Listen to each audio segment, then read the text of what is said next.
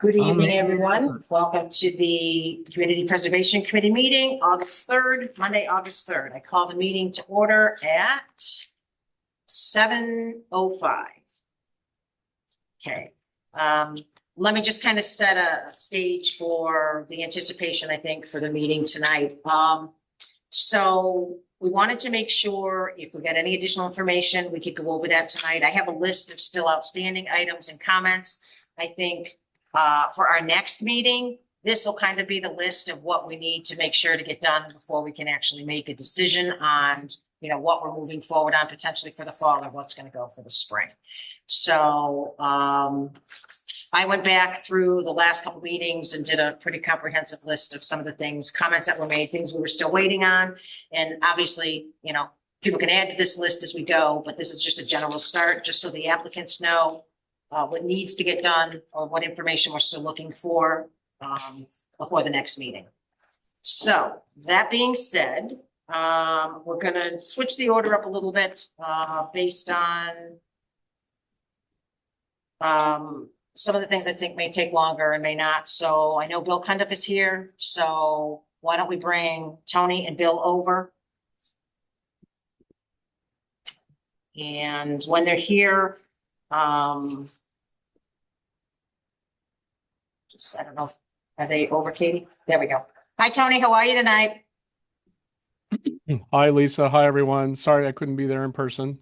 Nope, that's okay. And Bill's here as well. So, Tony, based on our last meeting and the questions and comments, if you guys could just give us any new information, that's been updated, and then we'll go through the list of what I have as outstanding. So when we have our next meeting, hopefully we can get the applications finalized. So I give you and Bill the floor. After you, Bill. Okay, sure. Can you hear me okay? Hold on one second, Bill. We're just going to turn it up just a little bit. Hold on one second. All right, try again. Can you hear me okay? Is that better? That's better. Yep. Okay. So since we last Perfect. met, you may recall we had a price estimate, a preliminary price estimate. The committee asked us to go back to the consultant and make sure that that amount was adequate. So what we did was we had them review the scope, review the schedule, review any outstanding permitting requirements. They did all that. They reviewed the scope and the permitting requirements. They did an estimate for a schedule, and they're looking at about all said and done, we're looking at about 4 or 5 months, I think, from start to finish. The biggest lag is contractor availability in his schedule, which he has 9 to 24 months, which I'd be shocked if we have to fit it in for that long, but that's what he says. And then lastly, the price estimate, he did refine the scope and the price, and of course it's been a year since he did the prior analysis, and his cost estimate is a total of $970,475. So I took that information from the consultant and I handed it off to the golf committee, Tony, and they followed through with completion of the application. Okay. Thank you. I'm just double checking to make sure. So Tony, the 970 one basically that Bill's talking to, you've already updated the application with that amount, correct? Yes. Okay. I just want to make sure. And the reviewed scope, is that also included in the application, or is there an attachment that we need to make for that reviewed scope, Bill? I didn't see the final application. I assume Tony included it along with the budget. Yeah, that was one of the attached files, Lisa, that had the Got scope. it. Okay. And it was actually, I think the 970 was also in Bill's letter from 6/10/26. So now that I'm looking at that. So, okay. So, there were some outstanding items. I'm going to go through these. what I have, and then we'll go down to some of the members. I think hopefully I've encompassed some of the things that everybody was looking for and when I went back. So, and again, these are comments, questions, concerns. It all kind of fits into one. We have been talking about a sunset clause. This project, the initial project for this, I believe it was 12/31/26 is when the sunset clause comes into effect on this. So regardless of what we have to do, whether we go forward with this project or even if we put it off until the spring for whatever reason, we're still going to need to adjust the sunset clause at fall town meeting. Do you want to add anything to that? Just that the committee will be changing the language so it can, similar to the contingency funding, that it can be extended with permission of the CPC with a request if, if it's extenuating circumstances. Perfect, okay. But not, right now it's a drop dead date and you never envisioned that you would be dealing with it. So. Thank you. So so if we, for whatever reason, again, if this gets put off to annual, at the very least, we can change the language in the sunset and make it easier going forward. Sorry, go ahead. Sorry, I was just gonna ask, so even if the project for whatever reason did go to annual, we would still try and make that change at the fall town meeting? Yeah. Or would you both together in the spring? No, you have to do it in the Have fall to do it in because the the fall. 553,000 in funding will Runs out. run out. Come back. It'll come back to CPA. That's in the warrant article itself. Okay, thank you. Okay, anybody else on the sunset clause? Okay, seeing none. Also, Bill, I know you weren't at the last meeting. One of the things we had talked about was the $100,000 from the revolving fund. So I know, Grant, you had a question or a concern on this, that you were hoping that it would be more. One of the things I did go back to, and the members can do as well, is to Bill's letter on 6/10. He did touch on some of the things they're looking to do and some of the things that they've done that are going to be coming out of or have already came out of funds. So I don't know, Tony, if you guys have a more concrete 2-year, 5-year, whatever plan. So the committee has an idea of, that you have allocated all the funds and future funds as well to some degree. Yeah, I think I would say to some degree. I mean, we could provide an estimate that shows how the future funds may be used. So I could put together a summary of that if you guys would like.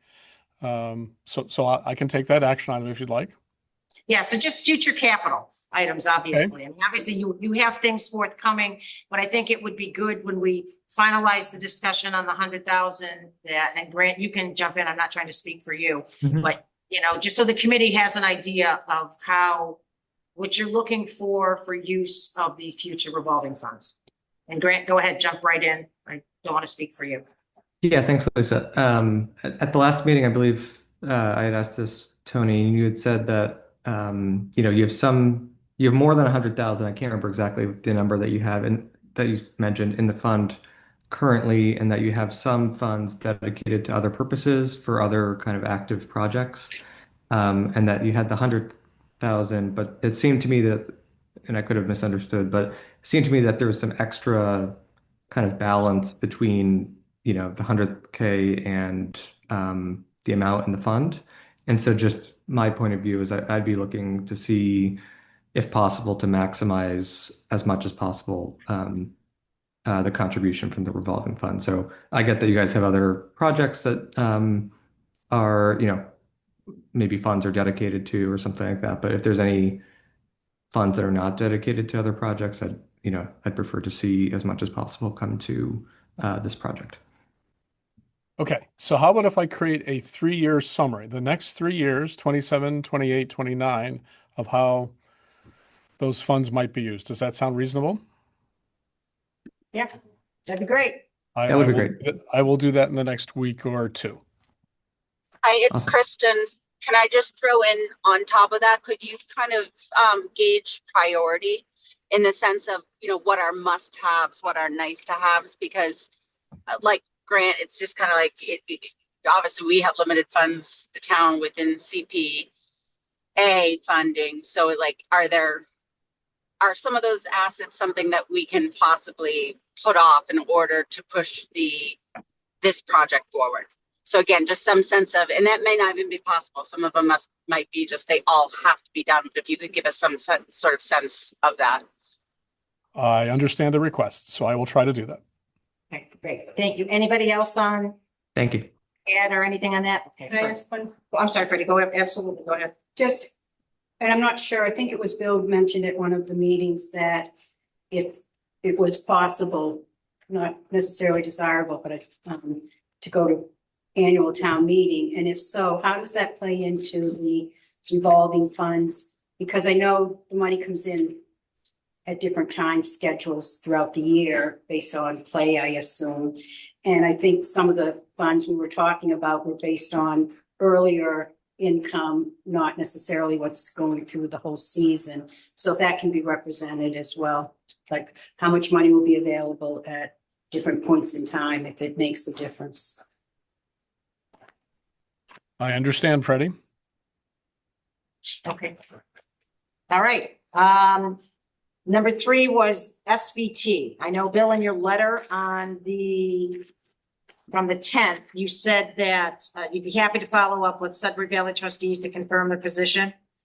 And I would really be interested in having that done, especially seeing as the project, it seems to differ a little bit from what was originally approved under permitting.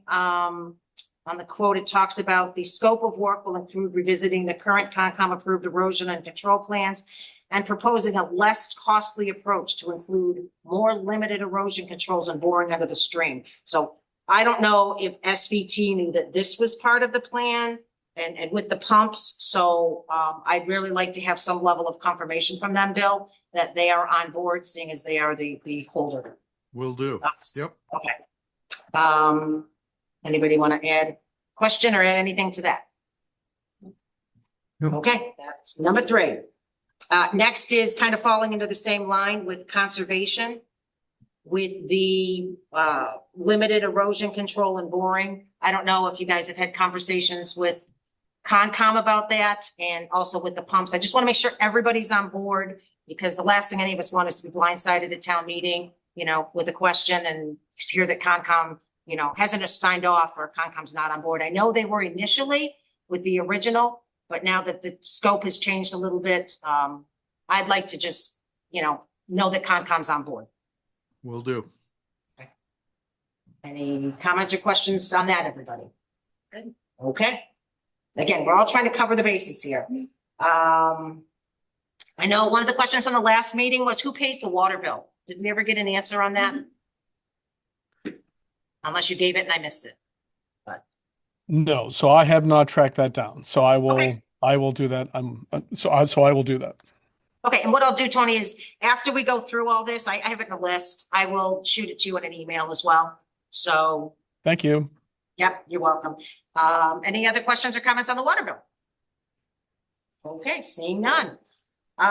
We had talked about the funding cap on the 75,000. This is just a comment. This was something I was going to look into and I haven't done it yet. So, but again, I'm keeping it on the list as something outstanding. So, and Freddie, if you want to jump in on any of these things, sorry, I'm not sitting Yeah, no. next to you, so just flag me down here. Right.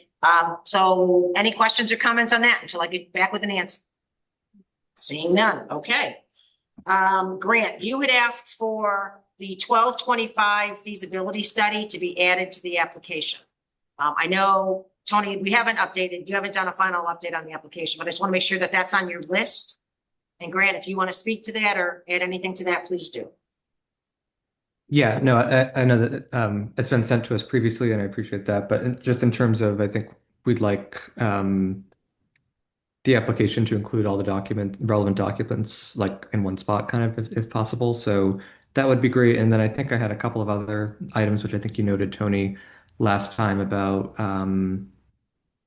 open projects, noting that, noting that in the application about the Audubon International, and I think it was maybe, oh yeah, there's the checkbox in the report, which maybe if you can add a page or something saying that you acknowledge I get the checkbox Yeah, that's didn't right. work. That's the one. Yeah, That's the one I told you. The checkbox just did not work. yeah.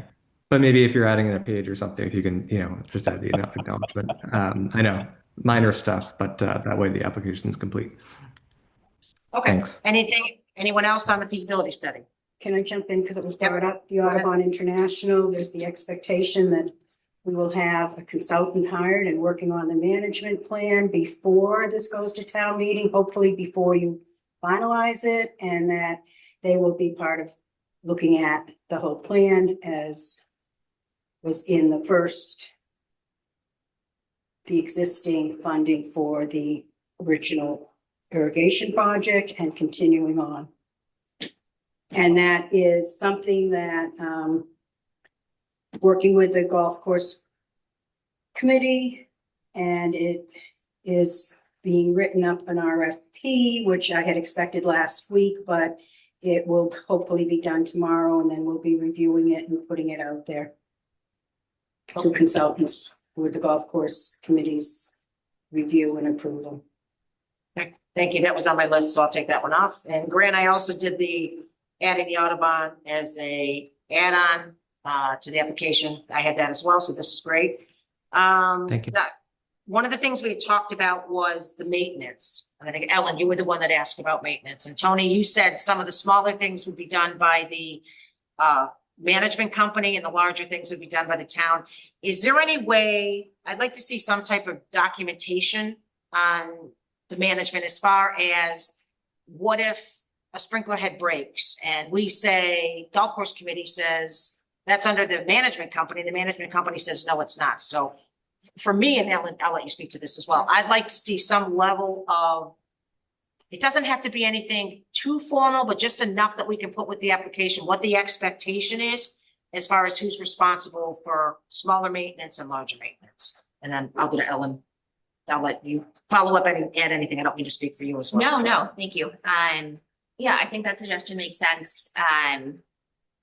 Also in line with understanding the kind of big asks that are coming on the revolving funds. I don't know if any of the maintenance pieces are handled through that. So I think, that would be helpful to see if there is a chunk of the revolving fund that you have set aside for this type of unexpected but relatively routine maintenance, or if that's all covered by the management company.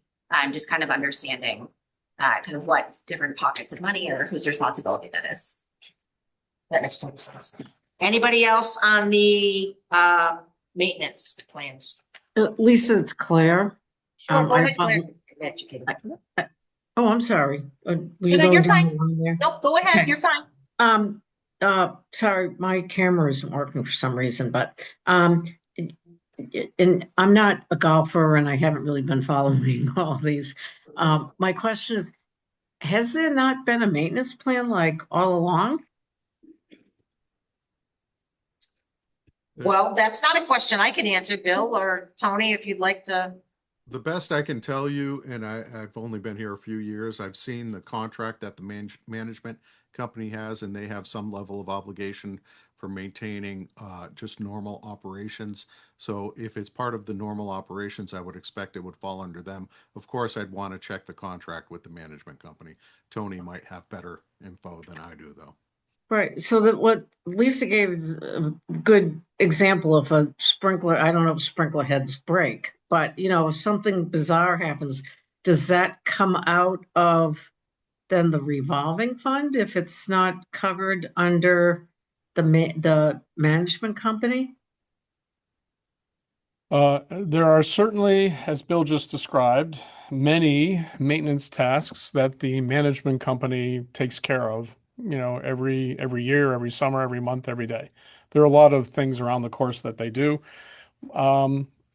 Without taking money from the revolving fund, there are between 2 and 5 larger projects or maintenance activities that get funded every year from the revolving fund. Though, when there are bigger things to do, rebuilding a tee box, rebuilding a sand trap, putting in, paving a cart path, there are bigger things that the revolving fund has been paying for, is used to pay for, and there have been many projects like that over the last, in my time on the golf committee over the last 3 or 4 years. I will specifically answer the question of what kind of new irrigation system maintenance projects the management company can tackle. So when the new irrigation system is installed, what kind of maintenance things can they do without requesting more money from the revolving fund? So I will answer that question for sure. Okay. Thank you very much. Katie?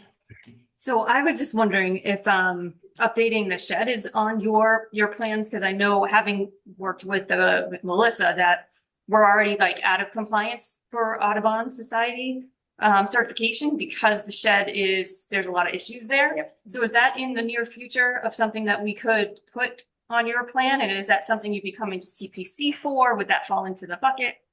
What are your thoughts? So there's been a lot of discussion about the shed over the last few years, with or without the Audubon topic. There are many issues with that shed, regardless of Audubon. And so there is more discussion these days about, well, maybe it's time to do something. I know Mark Purple's been looking into this as well. I haven't asked many questions about this recently. I will put that on my list of things to try to understand where that might fall. My impression is that I won't say anything. I don't know how Mark is thinking that might be covered. So let me just talk to Mark and get his current thinking about that. Yeah, that would be great. And that's a good point, Katie. I will put in the Dropbox for everybody for the next meeting, the report that Audubon International did back in 2019 that listed some of these things, so you can see what Katie was referencing. So I'll put that in the Dropbox for everybody for the next meeting as well. I'll just jump in that Audubon International certification is a process, and we're in the phase of hiring a consultant to do the management plan. And it's not that everything has to be done right away. You work towards it. So that is certainly something that would be required before you got the final certification.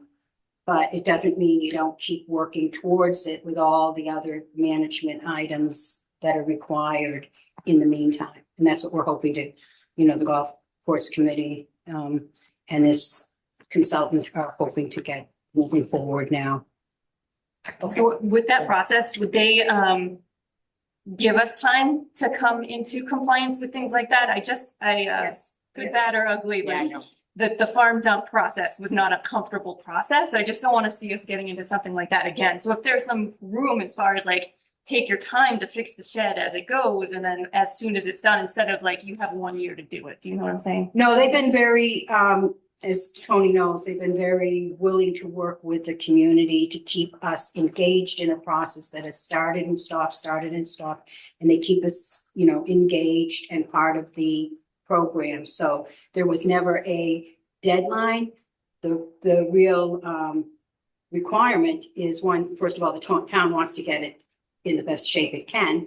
And two is, you don't get your certification, you're working towards it, and that's a goal to have, and you're not going to get it with it in the condition it was. And I believe they've been making improvements since that report was done.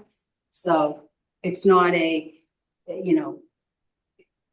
you have 1 year to get it done. There's no expectation like that, or 2 years or 3 years. It's the town now knows from that meeting, and I'm sure they knew aside from that there's things that need to be fixed there. And I think that's a good point, Katie, as we look to invest another $400,000 or more, into a project there. It's good to know that the issues, how they're going to be dealt with, maybe not today, but what the plan is for them. So that's a good point. Very good point. Okay, that's what I have for golf. So we'll go down the line. We'll see if anybody wants to add anything else. Start with Ellen. Nope, everything was covered. Thank you. Like that. All right, Katie. All set? Thank you. Okay, perfect. Grant. Yeah, thanks, Lisa. I have a couple. So I think I might have asked this last meeting, but maybe Tony, I'm not sure if you weren't sure. We're going to look into it, but I have a question about it's not really maintenance related, but more operational cost related. The application says that making installing the new system will make it more operationally efficient and presumably cost efficient to operate. And I have a question about who is benefiting from the cost savings, whether or not does that reduce the town's expenses directly, or is that really the golf management company who benefits from from that. And I don't know if that's a question for Bill or not, but just a question of essentially those operational cost savings, who's that savings for? Yeah, just for clarity, so everyone realizes, I've been requested for this project to facilitate the contract and the design and installation of the facility. Beyond that, my extent of knowledge with the golf course is fairly limited. Okay, thank you. So Yeah. let me try to answer that, Grant. And so the town contracted with a management company to run the golf course. Um, assumptions were made by both the town and the management company about what the condition of the golf course was going to be and what it was going to cost to operate, right? Costs that the management company bears. I think the management company would argue that their costs are higher now than they expected because it's so hard to operate the irrigation system. And so the town isn't directly seeing any of those expenses because it's sort of baked into the management company contract. I think this means that once the new irrigation system is installed, it'll be easier for the management company to operate. So it should be less expensive for them to operate. And that'll factor into how a contract will be negotiated next time round between the town and a management company for operating the course. At that point in time, it'll be slightly easier to operate the course. And so maybe you'd argue that there'd be a better business relationship that could be established from the town's point of view. So because it'll be easier for the management company, whoever that is, to operate the course. So does that make sense? I mean, it's sort of subtle, but I think that's how this works. No, that's helpful. I appreciate that. Just because I'm not really familiar with kind of the intricacies of the contract. So, yep, that is helpful. Thanks. Um, let's see. This one I think might be, well, I'll just put the question out there. It might be for you, Bill, if you choose to answer it. In one of the reports that you sent along, I saw that the water supply pipe was being upgraded from maybe it was 2 inches to 4 inches. And I was curious just about the need for that. And if you can talk about what's driving that change and kind of how that affects the need for maybe, is that what's driving the need for the booster station or kind of other things related to that? So the current irrigation system does have a smaller diameter service line that comes off of Lattisquama Road. There's a direct connection to the main, and it goes through a meter pit, and then it goes into the system. The pressure that drives the current system is below what is considered adequate according to our consultant. Many of the sprinkler heads on the existing system would not function, would fail actually, if we came in with a higher pressure system, particularly with the booster pump. So connecting to the main line with a larger diameter pipe and adding the booster pump will mandate, sprinkler heads that have a higher tolerance, and basically cover a larger area than the current system. So it's the combination of making the system more efficient. You can reduce the number of sprinkler heads and get more area of coverage, but the existing system wouldn't properly operate, and the proposed system wouldn't properly operate on the existing pressure without the addition of the booster pump. So the existing system would fail operating under the higher pressure loads. So I don't know if that answered your question, Grant. Yeah, that's really helpful. Thanks. And I think related to that, so in the budget, there was $4,025 times 159. And so that would be the 159 are all the new sprinkler heads as required. Is that right? That Is that the cost of each of those? 159 times $4,000 each. Is that what you're talking about? Yeah. Yeah, I don't think that's sprinkler heads. That can't be linear feet of pipe. I'm not sure what that aggregate number represents. Okay. I can follow up with our consultant about that if you want. Yeah, that'd be helpful. Yeah, sorry, I didn't have the document up. It was, yeah, it says base irrigation system cost, and then it says It says irrigation 159. system 159 at 4,025 for the kind of grand I total can't of imagine, six. I don't believe they're going to have 159 sprinkler heads. Okay.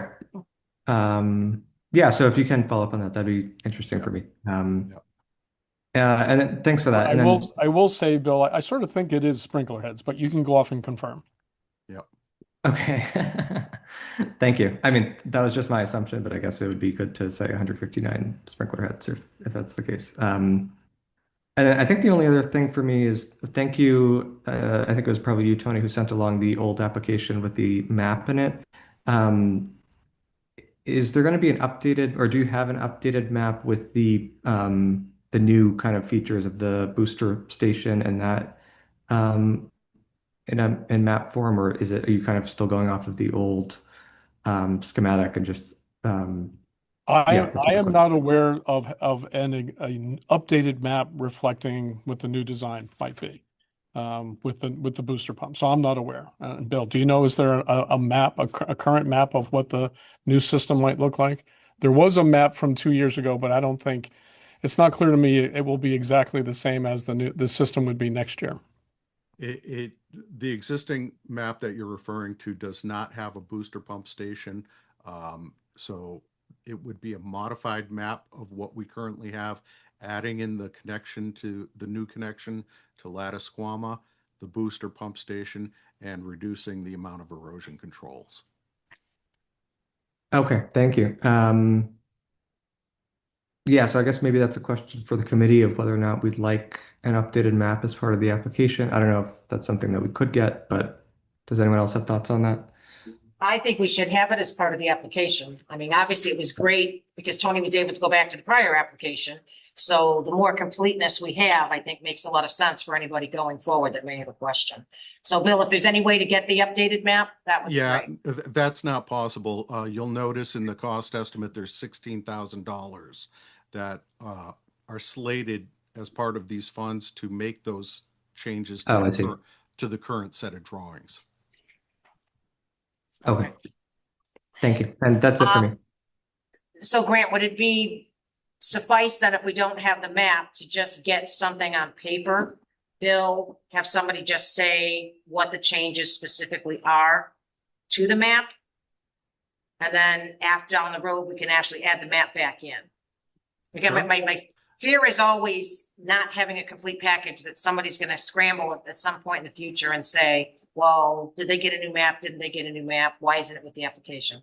So, I mean, I think, Grant, again, this was your request. Are you fine with getting something in writing at least to put in the application? Yeah, that'd be great if possible to annotate the existing image or have an attachment or something with it. That'd be great. Okay. And then Grant, just so I'm clear, on the operational costs of the energy efficient, were you good on that? Or is that something I'm still keeping on the list? About who benefits from the savings? Do you still want that to stay on the outstanding list? Or are you good? I think I'm good on that, unless anyone else is interested in it, Okay. but I think I'm good. Yeah. Again, I just want to make sure that I'm giving complete to Yeah. Tony. And then the need for the change in the pipe size, are you good with that question? Yes. Okay. And then the last, I will add the follow-up with the 159 at the 4,025. I will add that as well. Okay. Great. Next up, Claire, do you have anything further you'd like to see or comment you'd like to make? No, I'm good. Okay, awesome. Thank you. Kristen? Yes, and I apologize to everyone. I'm in the car. I hope we will be at a computer shortly here. Quick question, going back to the beginning of the discussion, Bill gave an update and I believe mentioned that the numbers were revisited recently because it had been a year or so, and that a new number had been presented to the golf course committee.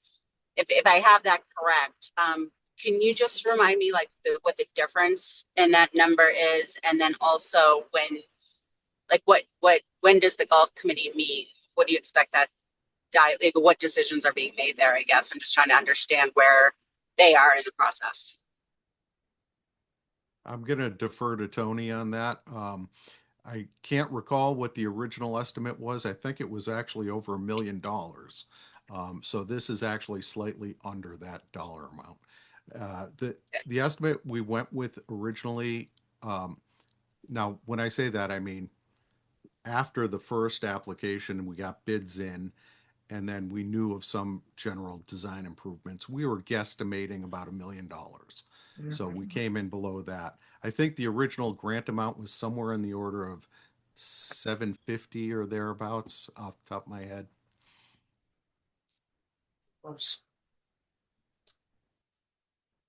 Kristen, did that answer your question? Yeah, that's great news.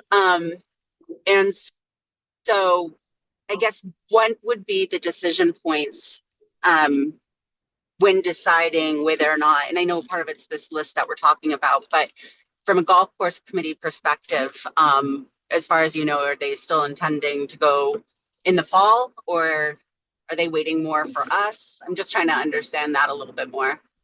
So let me jump in here on that, Kristen. So the goal of tonight was to put a comprehensive last list, if you will. There'll always be new things added and questions. It was to put together a list, which we've now gone through. We've made sure we covered our bases so that the golf committee has an opportunity to basically complete the application, I think, with a lot of these things. And at our next meeting, we'll review it. And I think we'll discuss at the next meeting what our intentions are as far as if we think we're in a good enough place to move it to fall town meeting, or if there's more work to be done, and to bring it forth to annual. And again, you know, we set a deadline of August 30th, and now we've kind of swayed a little bit off that. And I think, again, I don't want to push things. We always end up behind the 8 ball, and I really don't want to do that. And I think that was one of the questions Freddie asked at the beginning was putting it to the fall. I'm sorry, in the annual. Didn't you ask Bill that question? Earlier in the discussion. Right. Yes, today. That was in relation to, would that make a difference in how much revolving fund monies would be available, because they keep coming in over time. And I don't know if the first original was before they had all of the summer play in, but I mentioned that Bill had mentioned that at one time. It was early on, I think. Yeah. So maybe that's But Lisa, I appreciate that. Let me better phrase my question. I think maybe I should have put it, is there anything else other than what CPC is asking for that would influence the golf committee, or, you know, is everybody fully, are there any other factors other than the CPC list that would, you know, cause the committee to consider not putting forward this fall? Or are all the dependencies what we're discussing tonight? Does that make sense? I don't think we've, and again, Krista, maybe I'm not understanding you correctly, but I don't think we've taken a position on whether, you know, we're moving this to the fall, or we're even moving this application forward. Yeah, I was meaning more from the golf course committee's Okay. perspective. Okay. When they meet, you know, is it really just reviewing? Are there any other discussion items that would influence this outside of what we're discussing tonight as part of the CPC requirements?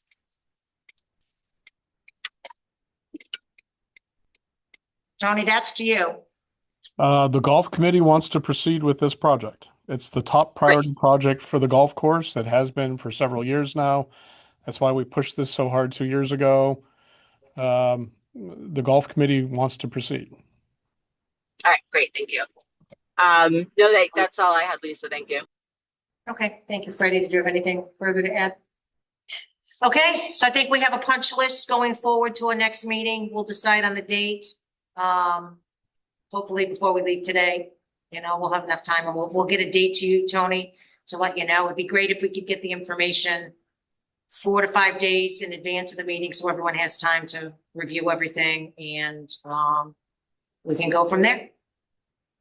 I don't know, Tony, do you have any vacations coming up, you or Bill, that we need to be aware of as we look to set the next meeting? I am at your disposal. Likewise. Okay. Awesome, gentlemen. Is there anything further you'd like to add? Seeing nothing. All right. Thank you both so much for coming. We appreciate it, and we'll let you know in the next meeting, and hopefully, you know, we'll be able to wrap things up and, you know, move forward from there. Thank you all for your consideration here. Lots of good questions. Thank you. Awesome. Thank you. Tony. Thank you. Thank you. All right, so that's that. I'm just gonna give a quick update before we move on. So Grant, just so you know, I spoke to Kevin today. I don't know if he had a Mhm. chance to talk to you. So I just wanted did, to yep. share, and you can certainly jump in as well, Grant. I just wanted to share a little bit of the conversation I had with Kevin regarding we had left the water tower restoration on here. So in talking to Kevin, he had met with the cemetery committee about the columbarium. Am I saying that right, Grant? Yes, that's Okay. right. Phew. Okay, that's a mouthful. So there is no interest from them on pursuing that. So, and I think Grant, you had mentioned that briefly at the last meeting as well. So Kevin has reached back out to the consultants. We were looking to get the report done as well as he was going to do the bid documents. He's extremely busy. Obviously, it's months later and this is his busy time. So he would need at least a month to try to put something together. And that's not saying we'd have numbers or anything by town meeting. So again, this is just Kevin and I having a conversation.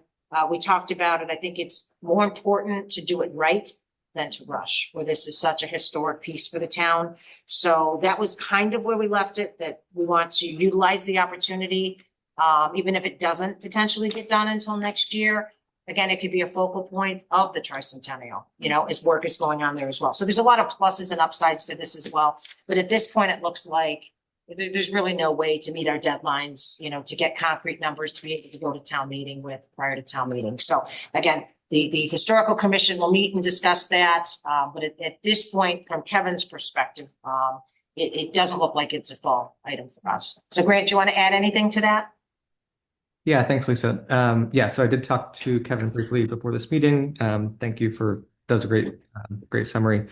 So I'll just reiterate the Historical Commission's interest in the project, and I fully expect that we will be, resubmitting and in the fall. The only other thing I have, and this is more of a question for the committee, is so I'm excited that the kind of report is getting off the ground, or it will be, and we're kind of moving forward with that.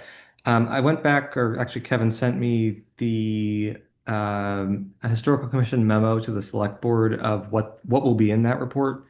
And I thought it might be useful to just share that aloud here, and just get maybe any feedback about anything else that CPC is looking for to be in that report before it actually starts, now that we know that it will be happening. If that sounds good. Yep. Okay. So there were essentially 4 bullet items. This was, again, just what historical told the select board that why they were seeking the money. 1 is to provide a comprehensive documentation of the tower's roof, masonry, and wooden elements. 2nd is to establish historically accurate standards for the restoration of all 3. The 3rd is to produce an invitation to bid, or produce invitation to bid documents. And the 4th is to outline a schedule for periodic maintenance as required by CPC standards. So those are the 4 things that we told the select board we would be using the money for. But I just wanted to share that with, now that, it does seem like it's going forward and all that. Just wanted to share that with CPC, and I guess get any feedback of anything else that you guys think should be in the report that we missed. Just, I can't guarantee that we could include it, but it'd be nice for us, instead of having to go back and forth, to know that now. Okay, Grant, would you mind forwarding the memo, seeing as it was now referenced? It has to be in Yes. document to me. You don't have to put it up on the screen. If you could just forward it, I'll make sure it goes in the Dropbox too. Sure. So we'll go down the line. Ellen, anything else you'd like to see? I don't think so. I think that's a good list. Thank you. Okay, Katie? I agree. Kristen?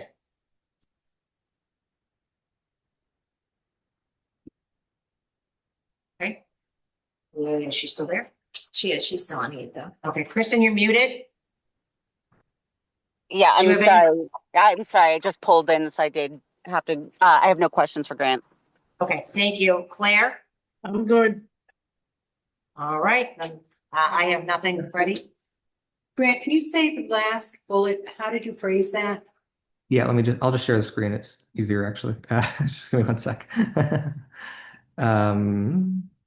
Just so we can see them all at once. Can you see that? Yep. Thank you. Okay, so this was the historical memo to select board from November, just so you know. So the bullets are here. So that was for you, Freddie. Outline a schedule for periodic maintenance as required by CPC standards. Okay. And I the other, had one other. I had one other question. I don't know if it would be appropriate for this, what you're thinking of doing, but as the committee has discussed that wanting a conservation restriction, preservation restriction on this historical project and an application to Mass Historical. Is there any way that some of this documentation could be in line with filling out those applications with the consultant or whoever's doing this work, contractor? Is a historic see. roofing contractor, would he have knowledge of those types of things and be able to help provide the historical commission with those applications and those types of requirements for a That's actually a preservation? great question. Yeah, that's a great question. I can ask, yeah, I'll forward that to Kevin and see if we can, yeah, I'm not, I know that the person who will be doing the report is, historic architect or historic construction, that kind of thing. But I don't know, if he puts together those applications, that kind of thing. So I will just note besides that, I have spoken to Kevin about both of those items and, I think both of those would be when the application gets resubmitted, conversation with the CPC, but yeah, I can definitely ask Kevin about that. Thank you. Okay. All right, perfect. And, okay, Thanks, everyone. then, sorry, was there anything else, Grant? Did I No, cut you that's off it. by accident? No, just thinking. Okay, perfect. Do we have Kat here? Why don't we bring Kat over and Kat, I'm not sure if you were here at the beginning of the meeting, but I'll kind of give you a kind of a overview as I'm gonna see if there's anything new that you'd like to add, and then I have a list of outstanding items, comments, questions, or concerns, and we'll go through those as well. So as we prepare for the next meeting, hopefully we'll have, everything that we need to move forward. So you have the floor. Is there anything new you would like to add? Yes. So I sent over, you should have it in an email and I can share screens if that's easier, an updated application for some of our discussion last time. So which is easier for me to share or for you to share? Oh, well, we haven't seen it yet, so,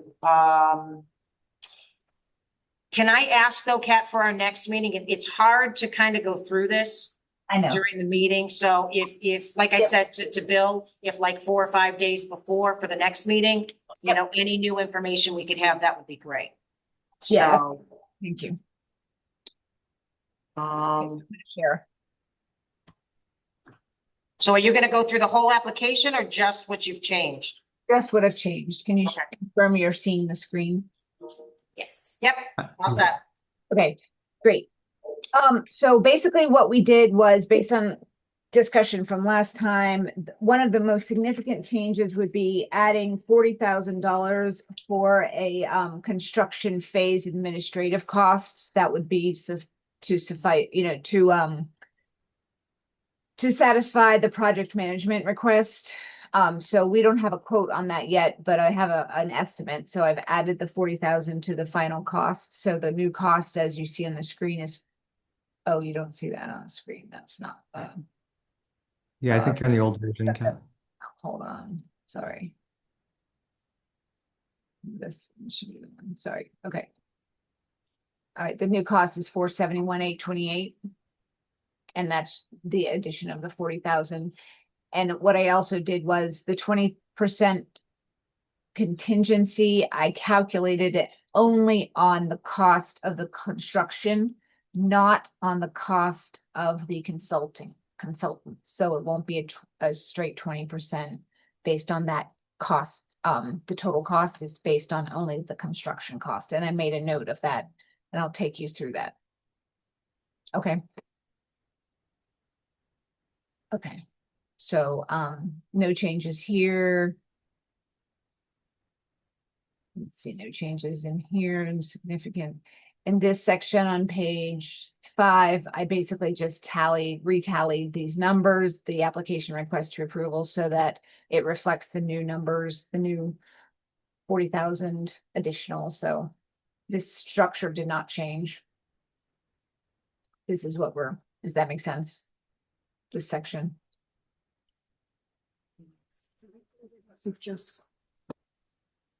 Real simple. All right, keep going, Kev. Okay. Let's see. Okay, so in this section, as a result of what I tried to do, I just added one thing here because this section, as a result of starting here, just shares that, what was done and what is being done. So how the project scope has changed. The only thing I added here was that the paving, striping, and signs for the parking area were completed with other funding because that's important for the narrative. Okay. So then I'm scrolling down. This section did not change, except for the project cost had to change. And the additional funding request is now 215 versus 178. And that's because of the project manager costs. Okay, I'm scrolling down. Nothing changed here. Nothing changed in the community section of the community support. The budget. So there was a question about making it more clear how the cost of the bridge and related components were calculated because we're using the bid received from December's bidding process. So these 3 paragraphs, this is an expansion to help describe why we use the bid. The 65% was based on the cost breakdown provided by the bidder. And the reason we can't go after another quote is because of the conflict of interest it would cause, and we had such a high a high interest rate. So this might be something I think I want the committee to look at to make sure it's just written in an appropriate way that works for you.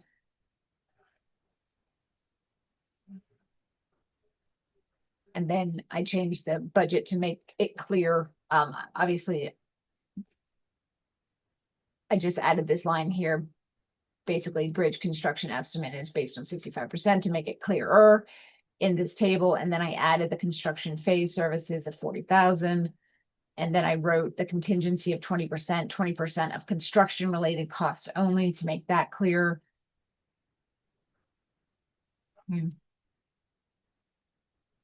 And then I updated the timeline just to be clearer. So basically, I put the footnote on both of the tables, so made sure the heading was there in both tables and just made sure that the timeline. So basically the first one is CPA with Mass Trails grant funding has this additional step of a contracting phase. Can I interrupt for 1 second?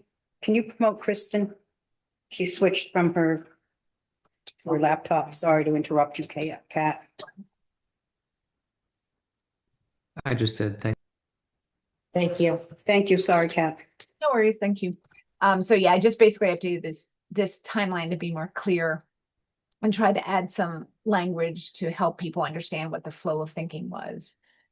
And then the implementation, who will be responsible. I updated this section to include the construction phase administration and oversight. I spoke with Travis to ensure that he was comfortable being the town representative, the department head that would help oversee this project, in addition to this added construction phase administrator. So that was the only thing that I modified. And then I added the MWA support letter, which we now have.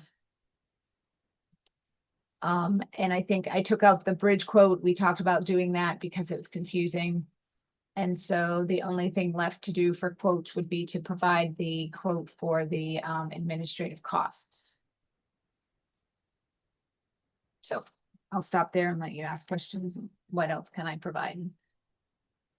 Okay, so I think first, because we have a list of outstanding items, and that was just a lot to take in. So, I think first we'll go down the line with any questions on what's been updated, and then we'll double back to, because I think some of the things on my list she just addressed. So we'll just go down the line and see if anybody has any questions on the updates. I know we just got this and it's hard to do this now, but let's see what we have Kat here, if there's any questions or comments on what she updated. Ellen. Sure. Thank you for the updated information. I know you said you will be providing a quote for that construction management service. So just wondering in the interim where the 40,000 estimate comes from. Yeah, so I use ChatGPT to get an estimate based on the project scope. Okay. And so you mentioned, which makes sense, the issues with getting an updated quote on the full construction piece and creating the conflict of interest. Is there a similar issue with getting a solid quote for the management piece, or that's not a concern? Yeah, I don't think that should be a concern because I'm not comfortable that it's a concern at this point. Okay. I'm not concerned that it is an issue. I think that was it. Okay. Thank you. Katie. No questions. Okay. Kristen. I was curious about the 40 as well, so I'm good. Thank you. Okay. Claire. No, I think it's a really good quick summary of what has changed, the way you pointed it out. My only question that I have is, and this might get updated, it seems like the cover had a line that said the July 21st meeting. Does that get updated then with the August meeting? Oh, was that there before? I had pulled up the wrong one, Claire, so Oh, you I'm sorry. Okay, all right. you were right to call it out. So I Oh, changed. well, I just wanted to make sure I wasn't going crazy. Thank you. No, you're not. No. Okay, thanks. All right. Was that it, Claire? Okay. I'm good. Thank you. Grant. Nothing for me, thanks. Okay. So before I start the list, I will make a comment. I'm concerned about the 65% and not having a valid quote. On all the other projects we have before us, we have an itemized quote. I understand the reason why, Kat, but I think it's going to be an issue at town meeting, personally, when somebody's looking at a packet and I could give you a quote for whatever. How did you actually get to the 65? What's the itemization of that? So I'm just going to throw that out there as a Lisa thing before we go through the list. That I think that's a hurdle. It's a hurdle for me to not have, and it's not a matter of trust or anything for anybody, but it's a lot of money to not have something concrete. I mean, we have concrete for golf, we have concrete for rec. So again, and I don't know how to do that, Kat, but I mean, that's one of my big concerns is being able to have faith in a number that we don't even really have a number. We have a piece of paper that says 448,000. So again, I don't know. Again, I'm not going to put you on the spot to address it tonight, but just know that that's a concern that I have. And in every other project we've done, I can't think of one where we didn't have, since I've been on CPC anyway, itemized quote. So for me, that's a concern. May not be for others, but for me, that's a big concern. I think for $215,000, again, I think that the public, they've already invested, monies into the trails because they believe in it. But I think, again, it's just, for me, it would be better to have something a little more itemized. Fair, but we're not going to get that, right? We don't have an option to get that. Our hands are tied as regarding, so. And I looked at the original bid, which it's not as clear cut, and I can share it with the committee for any kind of itemization they can get out of it, but it's not broken down by structure. It's just a number, right? So that's the challenge that we have. The bid is not broken down in a way that would make sense to, that would provide any clarity on the itemization, like what is the bridge cost? What is the abutment cost? What does this cost? We don't have that kind of breakdown. So if this committee is not comfortable, and I'm not sure what we can do to move forward. So let me ask Can you I this jump then. And again, I'm not speaking for everyone on the committee. This is my comments, and my concern. So, Sure. So for the 65% number, help me understand better then, and I think this is something, this would be a challenge going forward. Who came up with 65%? Was it committee? Was it a consultant? Again, I think. Town asked the bidders, both of them who provided a bid, to give us a cost breakdown. They would not. Okay. One bidder shared, if you need a cost breakdown, do a 65-35 split. That's how we would recommend you do the cost breakdown. And that's where the 65, and that's what the description, as when you review the application, you'll see how I framed it to indicate that and why we're using that approach. Okay. All right. Let me think about it, Kat, and I may send you another question offline. I don't want to hold up the process here. Sure. Yeah. And thank you. Yeah. That's one of my, go ahead. Oh, I was just gonna, can I jump in on this if we're gonna be talking about this item?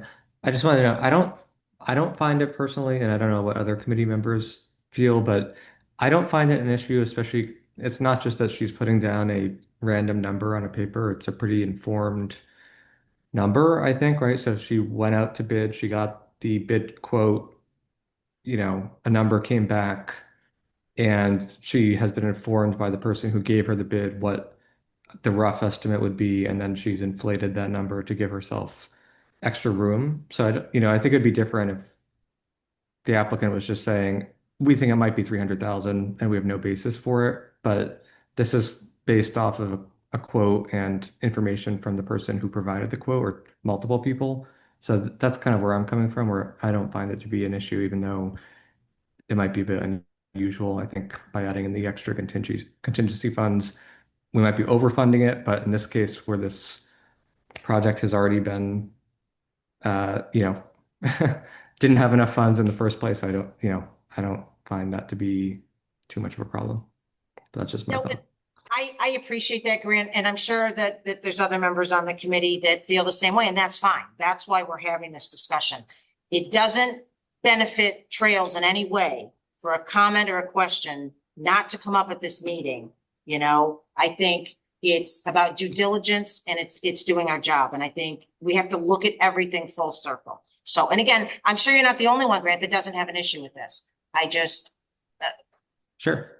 I'm an accountant by trade. So obviously, numbers is what I want to see. And, again, I don't want it to become an issue. I don't want to go down the rabbit hole on this piece tonight, but again, that was just my comment. Everybody had their comments, and if everybody's good, we'll just go through the list now. Can I jump in? Go. Yeah. I don't know if it was part of this update, but submitting the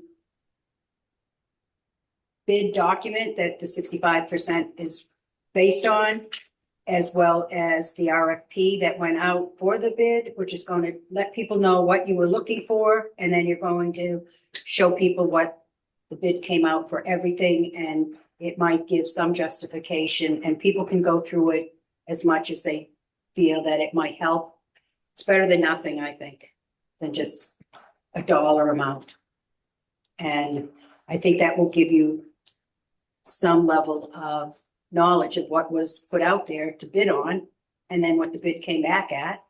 So that, and now what you're reducing, taking out, is a portion of that, and it will make more sense to anyone who has to answer the question. And you might be able to summarize it with other eyes on it in a better way for any questions at town meeting. That's my thought. So what I'd like to do is share that document, those documents with the committee, and get guidance on what to include, because it's a massive amount of information. And I think we want to make sure that it's clear in how it's read, and that it's not burying, that it's not too much and overload, in a way that's not going to be positive for the town or for anybody. But I'm happy to share that information with the committee and have you make a call on that to help provide some guidance of whether it'll be useful or not. So I can send along that information. Okay. Okay, through the list. So that was number one, the 65%. So that we've dealt with that. There was a question on the maintenance, and one of the comments, Kat, that you said, I just wanted to follow up on it, was, when I think it was, I don't remember who asked the question. But there was, one of the comments you said is, when they decide if the decking has changed to wood, will have a impact on the maintenance and the cost. I'm gonna try to find the exact quote. Bear with me 1 second. I'm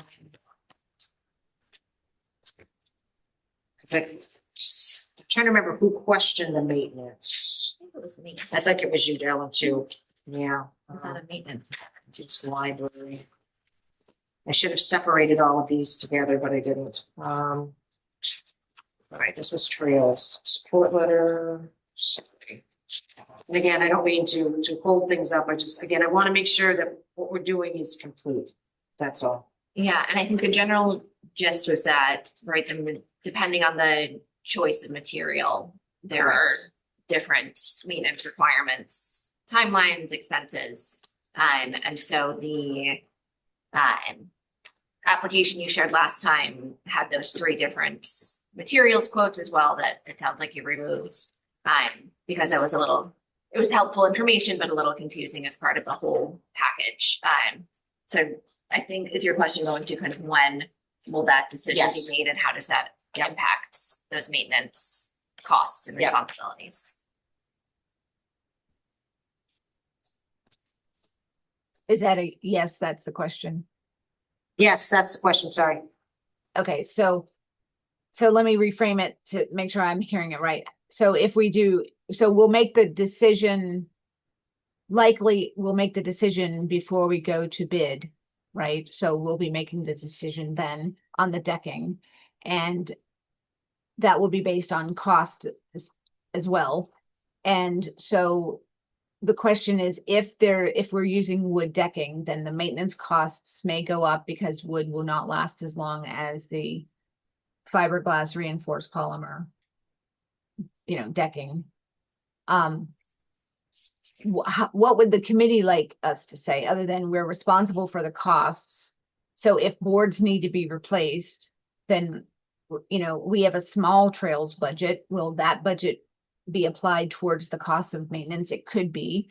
We would have to go after perhaps other money, grant money, but I can't give a name of a grant that I would go after for that at this point in time. So we would find ways to fund the maintenance of the project. So I guess I would ask the committee, what additional information can I provide in this maintenance section that would provide more confidence that we're covering and responsible for the maintenance?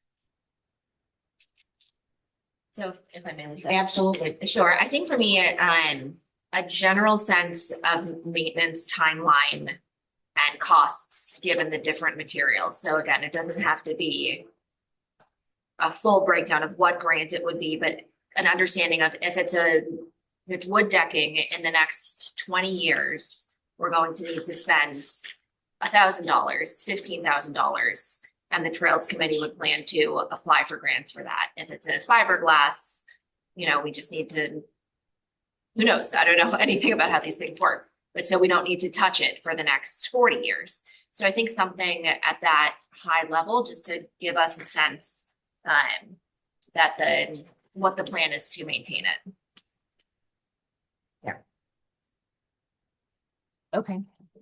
And actually, that was in the minutes. So, again, I was going between 4 different documents trying to consolidate everything. So, And sorry, Claire has her hand up. I don't know no, if it's on absolutely. this, Please but- go ahead. Go ahead, Claire. Thanks. Lisa brought up a very good question. And when she said that about how these costs determined, I said to myself, why didn't I think of that? Here's the thing, not to oversimplify it, and I'm totally out of my league with this. But is it reasonable to say that this is based on whether it's a linear foot, whether it's half-mile increments or whatever, considering that there are different terrains and all that kind of stuff that you hit with building something like that? And also, I mean, does that kind of make sense? I mean, like if you're laying pipes, there's a cost per linear foot of laying pipes. And it just would seem logical then to me, after what Lisa said, is, yeah, well, I mean, is it $5 a foot? And you know, how many feet are you gonna do? And you come up with a ballpark price.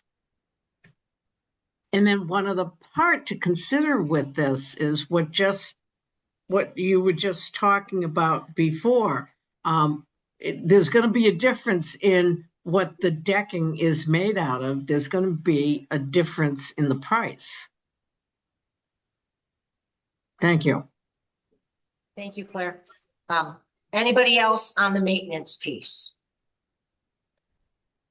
Okay, and I will just add, I'll just add that it's an interesting question. I agree, kind of like what Claire just said. Because now my mind kind of start with going to being like, well, it's in the middle of the woods. What could happen to it? How likely, if we do go with just wood, what kind of damage? It's a great question because it will come up, Lisa, to your earlier point at town meeting, and one I hadn't really put a ton of thought into either. what was Ellen's question? I can't take credit for it. I just went back and wrote it down. The only thing I'll add though is, because Ellen had asked the question at our last meeting, and then Kat explained that the modular bridge is a 75-year lifespan, which requires little maintenance. And then, although this would change if the decking is changed to wood, that's where the question came up with that I wrote it down. It was based on a question from Ellen. Anybody else on the maintenance? Seeing none. I Okay. just want to clarify that the lifetime of 75 years will still remain for the structure of the bridge itself. Right. The only question is the decking, if we were to change. Correct. Then that maintenance life will change. Yep. And Kat, I will send you this list that I'm going through. I'll put it in a document tomorrow. Okay. Thank you. Next there was a question about DCR. And Grant, I believe this was you, for protected for Park and Rec. And if there's no protection, how do we proceed based on the requirements of CPC?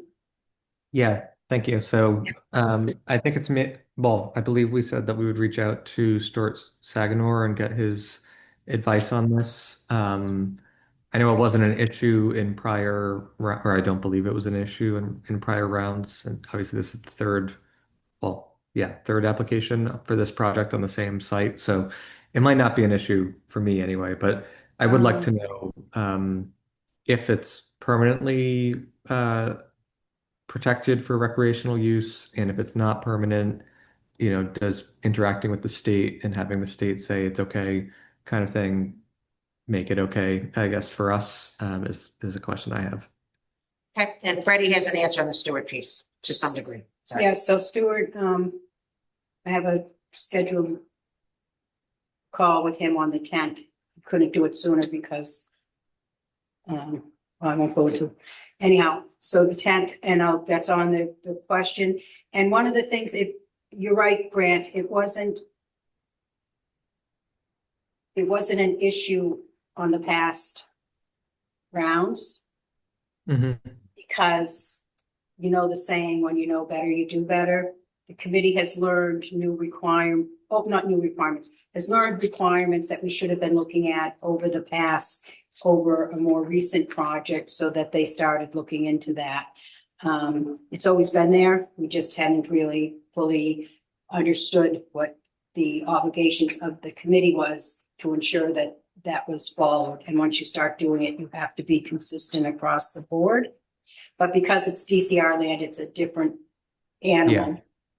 But doesn't mean you don't want to do your due diligence. And also, so I'll ask Stuart. And the other thing is, it's a lot of money to have DC. I know that there's a contract, right, for or a lease using the land, but you'd hate to put that kind of money in and have someone say, "Oh, oops, yeah, we're not going to let you use that anymore because it wasn't." Okay. So just due diligence. That's it.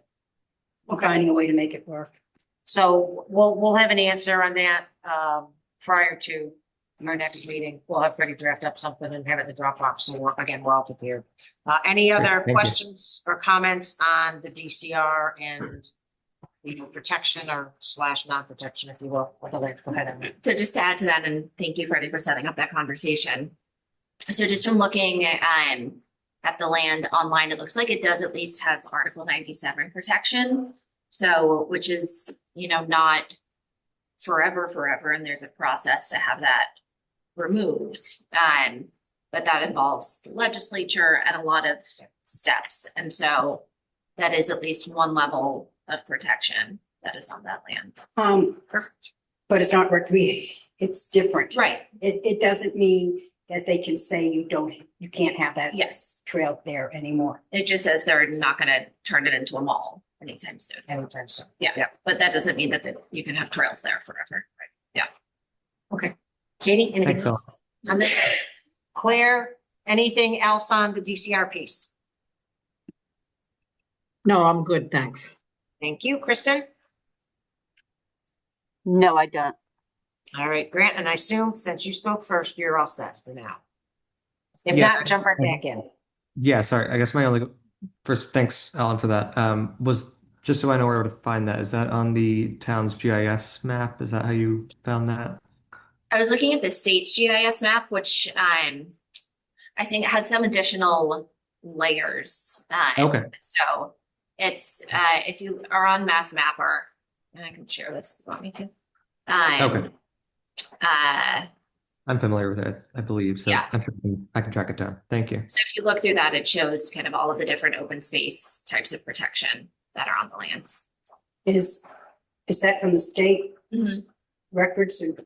Yep. Not the towns? from the state. Great. Just Thank saying you. some- All right, next up is the 0.4 acres of accessible. So at our last meeting, and I'm gonna read this from the minutes, Kat, Ms. McKee explained that, sorry, I got my glasses on, that they are trying to clear only the first quarter miles will be accessible, and she said she would clarify the language. So I'm just throwing that out there as a to-do. If it hasn't been done, happy to, have it on the list.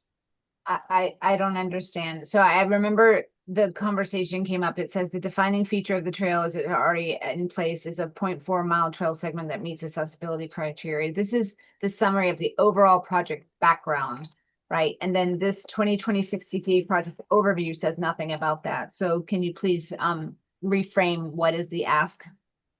So, hold on, I'm gonna read the minutes here because I didn't go back. How the accessible areas in the park work, and Ms. Dickey explained that they're trying to clear that only the first floor would be accessible. It should clarify the language. Let me go back to my notes because this was a question I had. I didn't write it on here. Kat, I will go back and I will touch base with you on that one because that one came from me. And I don't remember off the top of my head in what context it was. I'll even go back and watch it. I kind of remember the conversation was we don't want to make this appear to be. well, Correct. I The whole didn't, we trail. don't want the whole trail to be appearing as accessible or that this project is about accessibility. The only thing it's meant, it's mentioned in the overall background to give the bigger picture about the trail itself. So that's why it's mentioned at all. So if you can take a look, Lisa, thank you for I sharing. will definitely do We that. can That, clarify that. So it's that one's on me. clearer. Thank you And so much. I did write it down, so I did write updated app. I don't know what that means too. So, if anyone has any questions on the 0.4, I can't give you my context at this point, but if anyone else has any questions, Ellen? Nope. Katie? No. Kristen?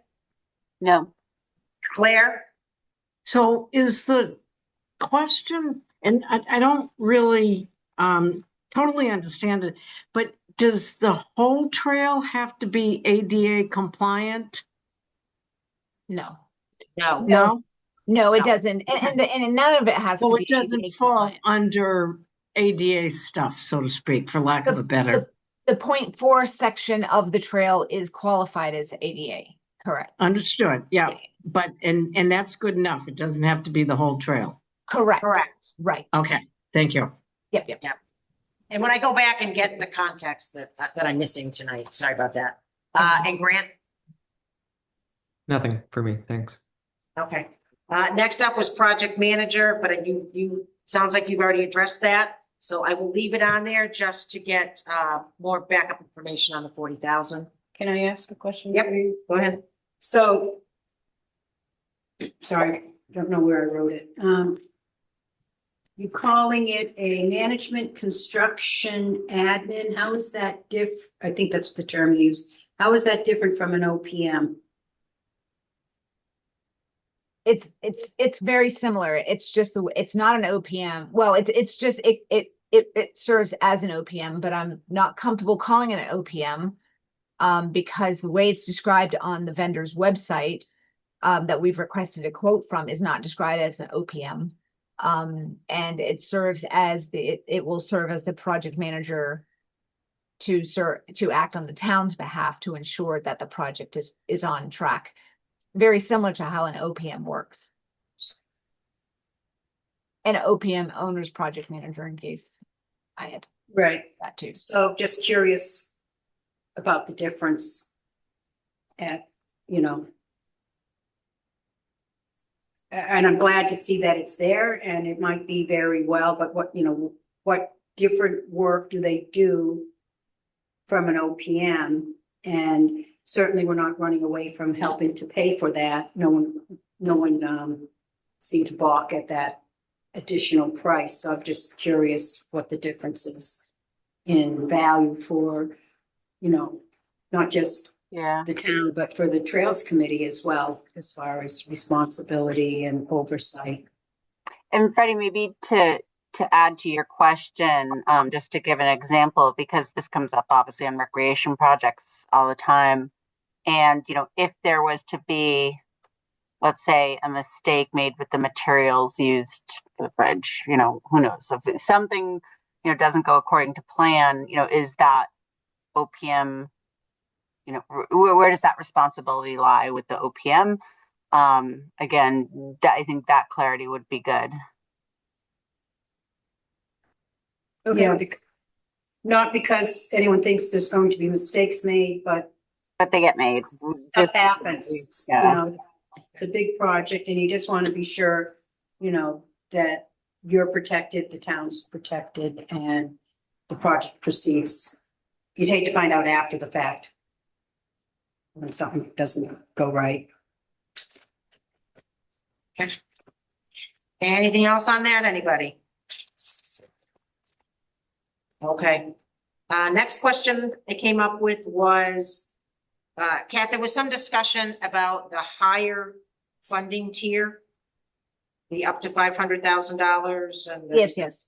So that's one of the outstanding things I have is, does this qualify for the higher funding tier? No, I did a little more research on that and I'm gonna just say no. It's Okay. 100K. It's what? 100K cap for Mass Trails grant. That's Trails. Let's write this down. Does qualify. Okay. All right. Next up. Nothing to sneeze at. What? 100K is nothing to sneeze at. No, not at either. all. Sorry, I should have asked everybody if they had another question or comment on that before I moved on. Sorry. Thanks for looking into that. Kristen, any other question or comment on the grant? No. Okay, Grant, any No. question on the grant? No grants on the grant. Okay, great. Claire? Nope. Okay, I did have one, just to make it clear, Yep. as we were earlier talking about different town meetings. I just want to make sure my understanding is correct, that to apply for this grant, the State Trails Grant, the application is in February, Yes. and you need to have your match in place at that time. I don't know if we need the match at that time, but if the question is, could we push this to town meeting of next year, we're respectfully requesting no thanks. Please don't.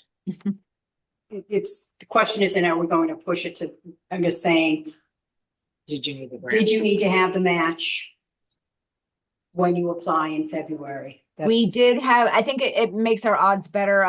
Speaking from just some generalities, it makes our position better if we go with the shovel ready, match ready project. I think last time we went with it and we said, I can't remember. I can't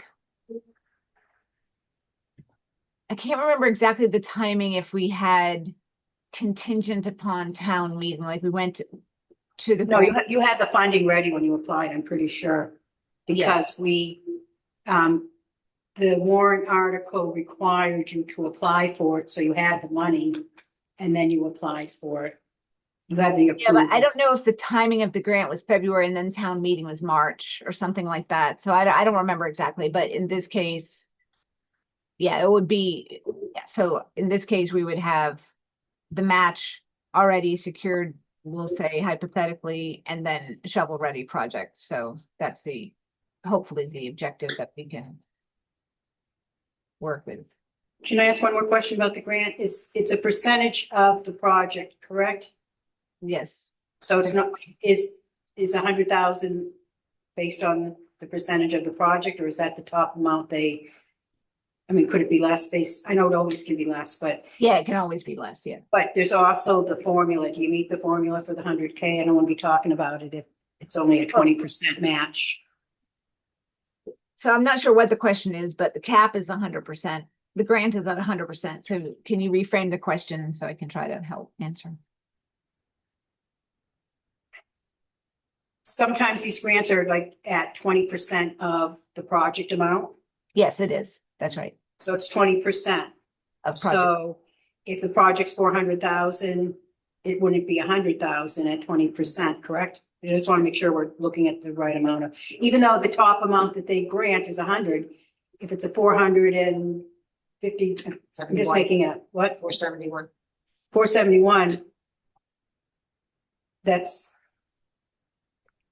94.2. 90,000. So it's close, but I wouldn't want to be saying 100,000 if it wasn't actually possible to get to the 100. Want to be kind of clear on that. It's not a big difference, but.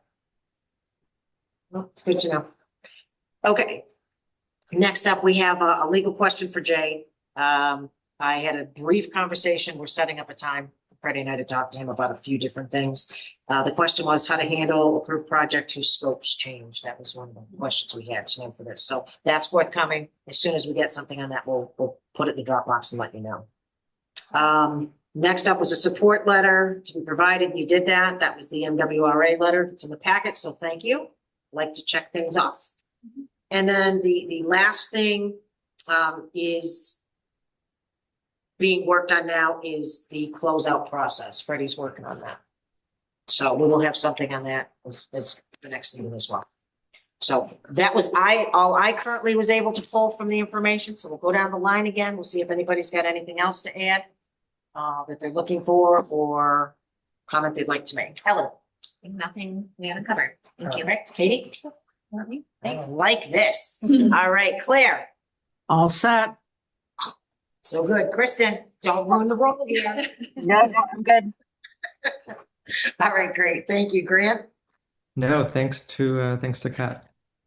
Okay, perfect. All right, Kat, I will shoot you over this list.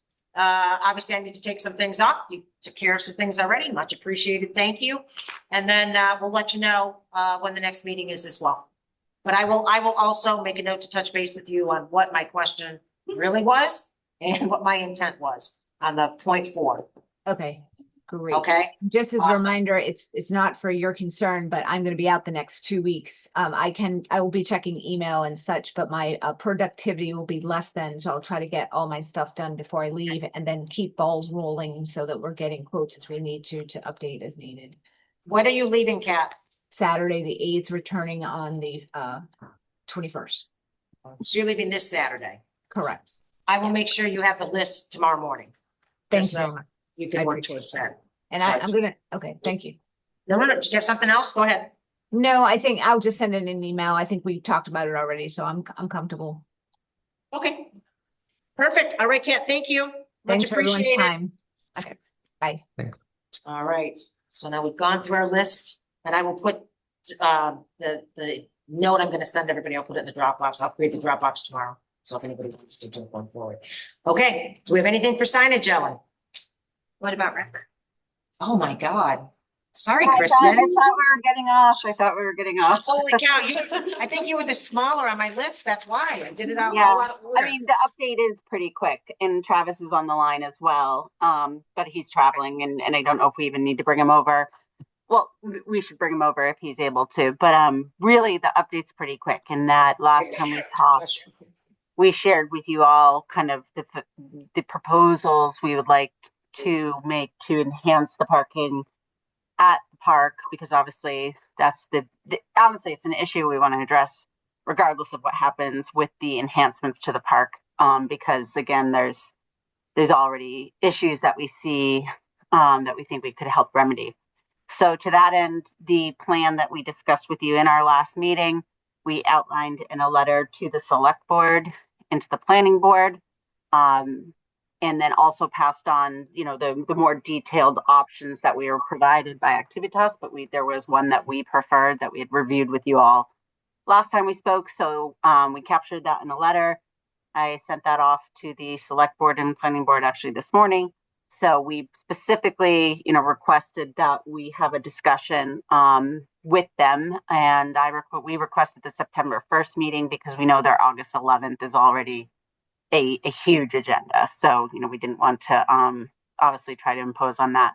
So really for us, that's the biggie, right? It's September 1st. And I'm happy to send you all, I'll forward you the email that we sent to those boards for your reference, but it really does detail everything that we basically spoke about in our last call with you. Okay, thank you, Kristen. It's already in the Dropbox. Oh, thank I you. believe I put it in the Dropbox already. So you all set there. I saved you a step. How's that? I appreciate it. Thank you. Okay, so barring that, I think we'll just go through the list. And again, I think it should be quick. One of the things that we were looking for was the contingency, the 15%. It didn't look like it was built in anywhere. Travis was going to check on that. I know he was picking up his son, so we might have caught him, of course, in like that one moment. Again, it'll be on the list, Kristen. Yeah. He doesn't have to necessarily answer it tonight, but just know that that was one of the things we're looking for. Absolutely. And then had talked about briefly off-site parking with another business. So I didn't know if that was still, okay. That was Yes, still Travis viable. and I discussed, and he's going to try to, we would like to meet with them ahead of that September 1st meeting. So we'll be providing them a copy with the letter as well. And then we're trying to get a discussion in with just, some possibilities that we could potentially bring forward in that September 1st meeting as well. Okay. I'm sorry. I don't mean to just like zip through these. I meant to go back and ask if anyone had any other questions regarding the off-site parking that was briefly touched on at the last meeting. I do. And I think this is not really for Kristen, but it's for Freddie. I had a question about CPA eligibility for parking in general, and I think we had a discussion about, if it's kind of supplementary to the main project, then it's probably okay. But I thought maybe we were gonna check with Stuart It's on the on. list. So Okay. yeah, it's Great. further down on the list, Grant. Okay. So And that piece then is- while we're talking about parking, the only other thing I have is, I was not exactly clear about what the September 1st meeting request is going to be, Kristen, but I think I had mentioned at the previous meeting that if it is off-site, like street improvements, like the blinking light or the crosswalk, or things that are not really on the site itself, then maybe if that always looking for alternative funding sources. If that comes from the general fund or DPW budget or something else, Right. that would as opposed to CPA funding, that would be. And that is part of, so you'll see within the letter, it's just kind of summarizing basically this current situation and then the options that we'd like to see if they would be supportive of. Like we said, it's really above and beyond just the enhancements to the park. Really, this would be beneficial regardless. So that would be covered, absolutely. And also, I know Bill and Travis have had discussions on the flashing lights, for example, and the possibility to get the grant. And there's some not complications, but there's some details in terms of prioritization. But all of those in play, completely agree. But that's absolutely part of the discussion that we hope to have on the 1st. We're not on the agenda yet. Okay, great. Thank you. That's also on the list, the blinking light and all that too, which is in the next step. So this is specific to the offsite using parking from another business. So Ellen, did you? Oh, I'm sorry. I didn't realize No, that. it's fine. I didn't make it clear. I just said offsite, Grant. That's on me. All I was going to say is that Lisa also put the parking study in the Dropbox. Yes. As well. Thank you. So that's, yeah, helpful to look at. Yes, That's sorry. my comments. Okay. There was a question, had this been presented to Concom? And I think, Grant, that may have came from you at the last meeting. I can actually pull it up. Yeah. It may have. I will. Yes, you Can I asked take if the credit for that? project, it's in the minutes. I'll pull that right up. Okay, Mr. Ferguson it asked if did. the project had been presented to the Conservation Commission, and Mr. Farley said that they checked with DCR, but would be happy to go before the commission. So that's just, it's on the list.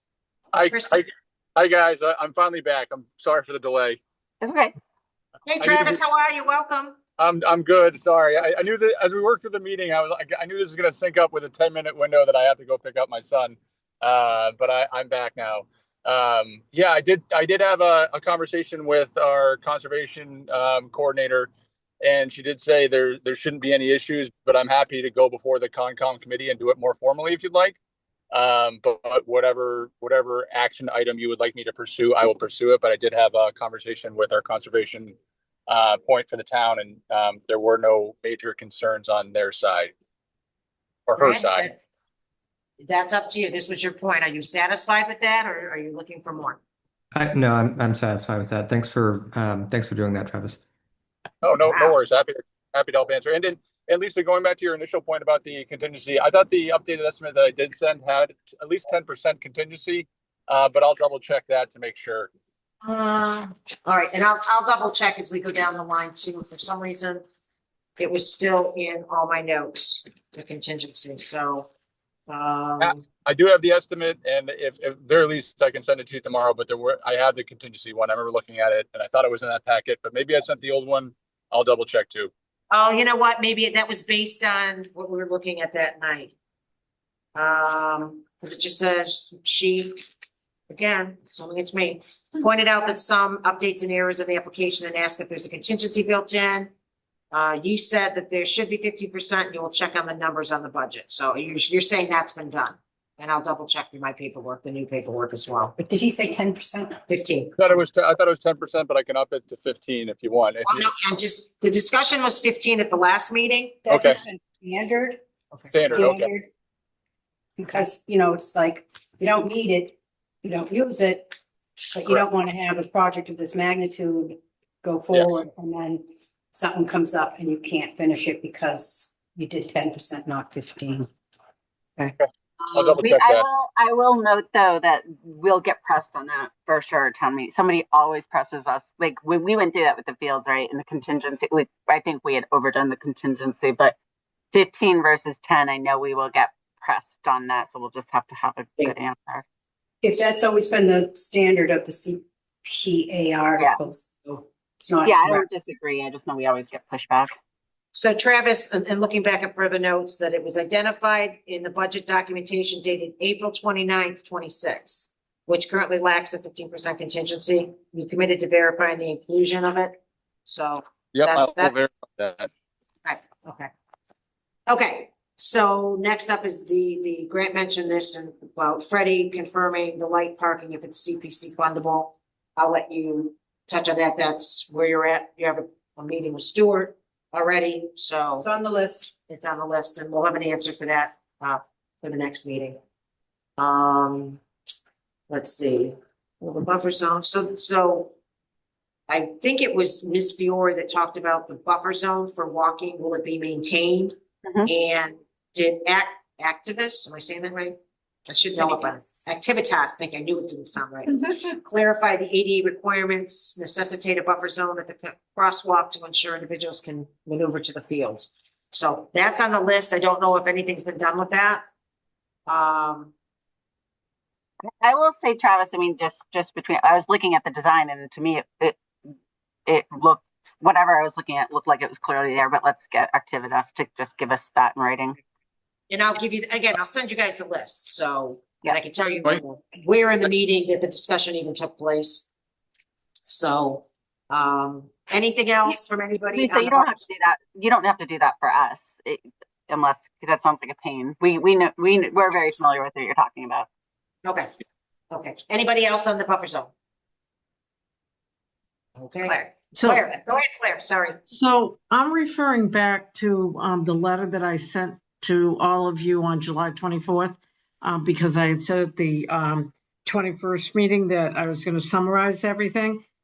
So in terms of parking, the first item that I have listed there, I know Activitas, you know, they put together their ideas and stuff, but in the end, isn't it the police department or maybe DPW who has to sign off on the fact that the parking is acceptable? And the reason that I bring this up is I actually went over there a couple days ago, and that area where they're planning the angled parking, boy, that's pretty shallow, and there's not a whole lot of room for walking around, et cetera. So that's something I think that needs to get straightened out. We've talked at length about it. Like you're completely right, and that's why the plan does include like that they have to. I don't know what the right word is, but that accounts for the fact that extra space would be needed. And Travis has met with the police chief and he's met with the DPW superintendent. We added into our letter to the select board that we'd like them, given their obviously their expertise and involvement, we'd love for them to be at the September 1st meeting as well, so we could get their opinions. I think they both have slightly different ones. So, and then we very much had a lot of debates. Travis will remember we had a very lively debate in one of our recreation meetings about, you know, who at the end of the day, who does make these decisions. And I've talked offline with Lisa Yeah, about it's a it. very good question. Well, but I think we figured it out. We've discussed it. Lisa agrees. I sent it to the select board and the planning board. Believe me, we've debated, who at the end of the day is the final authority. And that's why we've directed that letter to the select board. But that's what we'll be discussing September 1st. We want to make sure we have all the decision makers involved, because I don't think it's just one body. Right. So thank you. Very helpful. Lisa, the next question that I have, and because you're on the planning board, I don't want to put you on the spot, but Let's not. but I'll do it anyway. Sure, go ahead. Yeah. So doesn't the planning board have to approve this amount of parking at the location, or does it get some kind of a, for lack of a better term, dispensation from the Pope that they can park extra cars? Because it's Res B, so I don't know what the parking restrictions are on X amount of acreage of land. So it's interesting that you asked me this question. So Karina and I had a discussion today. I had a couple questions myself. So this project is going to need to come before planning board for site plan approval, whether it's a modified version or, a full version based on disturbance of over 2,000 square feet. So at some point, this is going to come back, as well as for the expansion of use of the park as well. And again, I can't speak to the intricate pieces of this. This was just Right. a general discussion I had. And, parking does fall under, to some degree, falls under planning. But I think what they're looking to do here, Claire, in changing the spots and the designation of the spots, that falls under the select board. So, but there has to be site plan review on the project. Right. Okay. And then I think I put this on the list, but it was really, I think, Katie's question as was put in the minutes from the 21st in terms of making sure with the parking over the deeded parking that those spaces or the location of them are really definitely known. Yep, or that's part of identified, the, so to speak. that's part of the request to the select board. We know that those conversations are ongoing. We're not going to meddle in their, what they've already got ongoing, but that's definitely a point, with a discussion point within the letter. Okay. All right. And I would just say that was on the list, but there are conversations taking place, Claire, regarding that now. Okay. Because they're going to come up. So anyway, yes. And I figured some of the stuff has to get flushed out before this thing goes to town meeting. Okay. Yep. Thank you. Okay, so let's see, I don't have very many things left on here, Kristen. This was just a me thing that it just kind of popped into my head. I know that if it goes to town meeting and gets approved, that you're gonna be redoing the parking area with repaving and everything. Just curious, and that popped into my head is, do we know any anticipation of how long the park may or may not be closed? Is that the first priority of the park? Because I'd hate to have the splash pad put in and then take up all the parking and then not be able to do it. So I just didn't know where the prioritization of that was. And, you know, again, you probably don't have the answer because who the heck knows at this point? It's like, you know, we're still Yeah. at a discussion phase, but I was just curious. That's all. Do you mean like prioritization in terms of like sequence of events in terms of the Yes. construction? Yes. Oh, I don't know. Do you know, I'm sure it's, I think I have no idea. the goal would be to keep the playground open, and it not see back. Yeah, I don't think we haven't really gotten that far yet, Okay. but the goal would be to keep that playground open because it is just cool that everybody loves and it just sees so much traffic. So be my goal if awarded. Okay, that's it. Again, it was just one of those things that popped into my head as I was doing the Yeah. list. I said, oh, I might as well just ask this question too. Okay, Yep. so that's that. So, another thing that was on there was submitting requests to select board and planning board. You've done that. That's complete. Thank you. And I'll come back to you. Sorry, Okay. I don't have a question. Okay, so just one follow-up, Kristen. I know at the last meeting, Patty Fiore had a question on a Facebook post. I had it on my list that you were gonna review it. A simple yes or no is fine. If you looked at the comments, and I'm not asking for anything more than that. I just want acknowledgement that, you know, that was one of the things that was requested on the Yes, Facebook post. I think it was in, if I'm remembering correctly, it's, my memory is not what it used to be. I think it was in line with feedback that we had received already, as well as maybe I'm sorry, I'm struggling to remember, but I do. No. It's fine. There was, somebody had done a post about whether you like dog parks. I think that was what the post was about. Oh, And yeah. then there was a bunch of comments, yes and no, back and forth. And Patty had asked if you had seen it. So again, Yeah. it was asked again, just, it's in my notes. That's fair. Yes. And it's, you know, it's very in line with the types of Perfect. feedback we've heard, the pros and cons. As long as we can acknowledge that it was done, I can take it off the list. So that's good.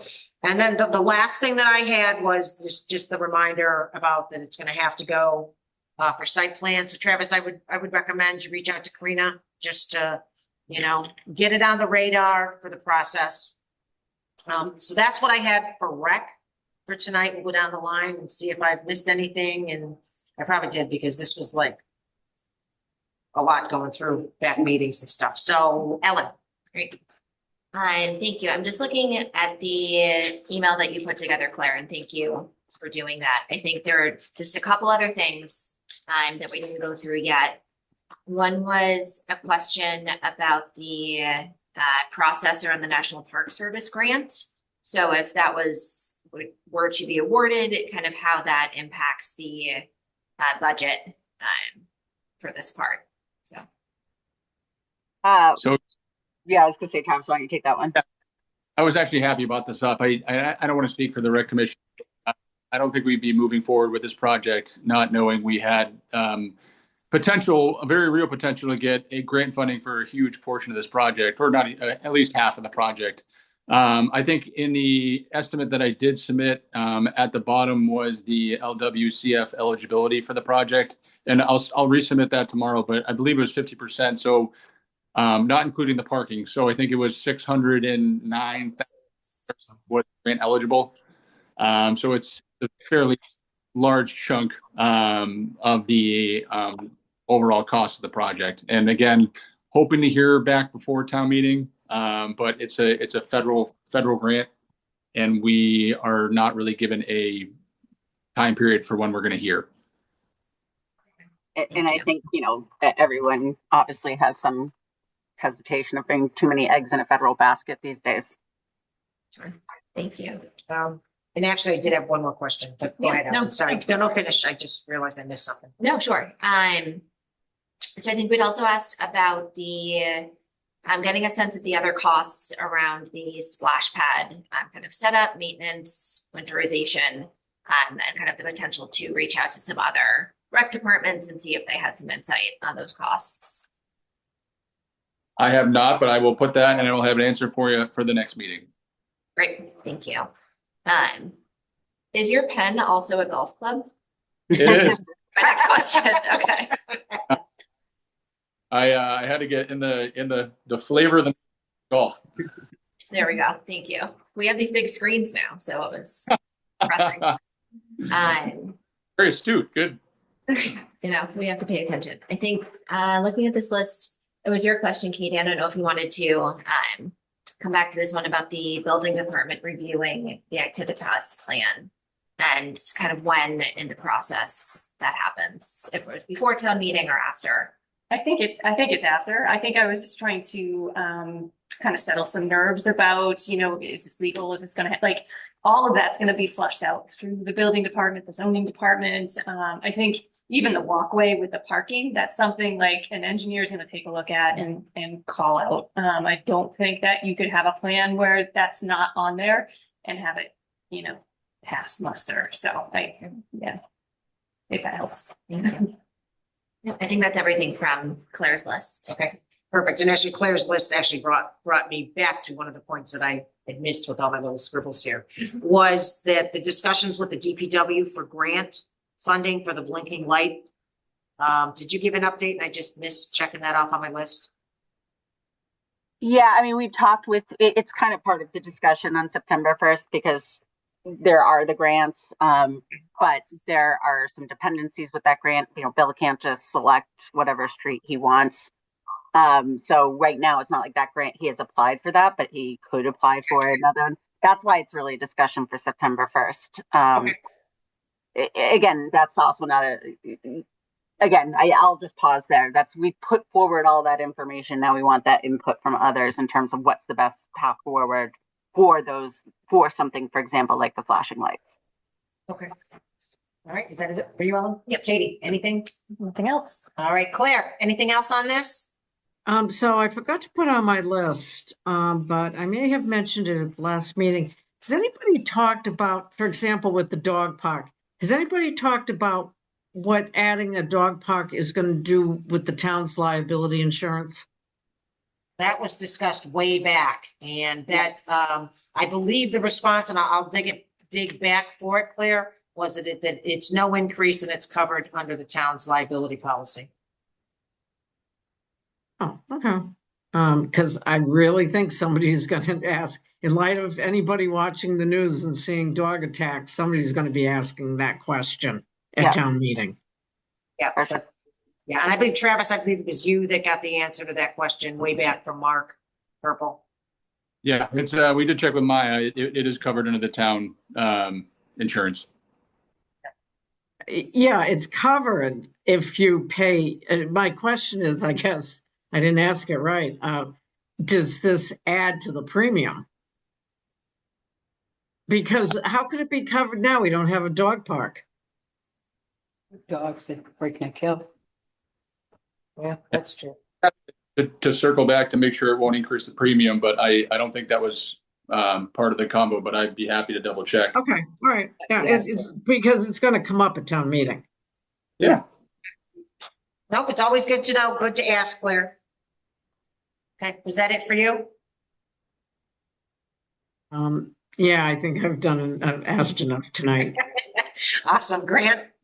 I also feel like I've asked enough tonight. This one is just more for the committee, not for rec. In terms of the time, this is mainly just noting that the September 1st meeting, I think, falls after our internal, don't we have an end of August deadline for approving projects? So I just thought I'd note that. I don't know if it's going to hold up anything or not, but yeah. We do. Thought I put it out there. Yeah. Sorry, Grant. We do, and we talked about it at our last meeting. We asked Freddie where is the wiggle room end completely? I mean, we're shooting for in August 30th, but there is a little bit of wiggle room in there. So, and we'll be having a meeting after the 1st anyway, before the 15th. So. Okay. I'm glad to hear that. Thanks. Yeah. Okay. So I think that's it. Is there anybody in the audience that has their hand raised before we? One final thing. Mrs. Faniff, please come and sit. No, we have to hear you on the thing. I'm sorry, Bonnie. You can go to, I think either one. Terry, does either mic work? Yes, you can go wherever you're comfortable. Just three simple questions. Will we see the rules and regulations on September 1st for the use of the park? That would be helpful. And the second thing, who's the responsible party in town for the use of that dog park? Who do they call? If there's an issue with the dog park, as in like If there's an issue if dogs are outside the park or whatever issue, who during the day would the citizens call, and will that number be posted? I'm going to refrain from answering it just so we have the chance All to.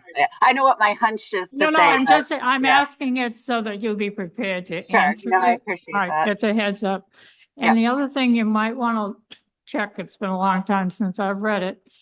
The dog officer's contract with the town, the responsibilities in that. I think somebody needs to see if that's going to be included, if there's an additional fee. And I don't know how you're going to monitor outside residents other than charge a fee so that they have some identification that they are not a resident.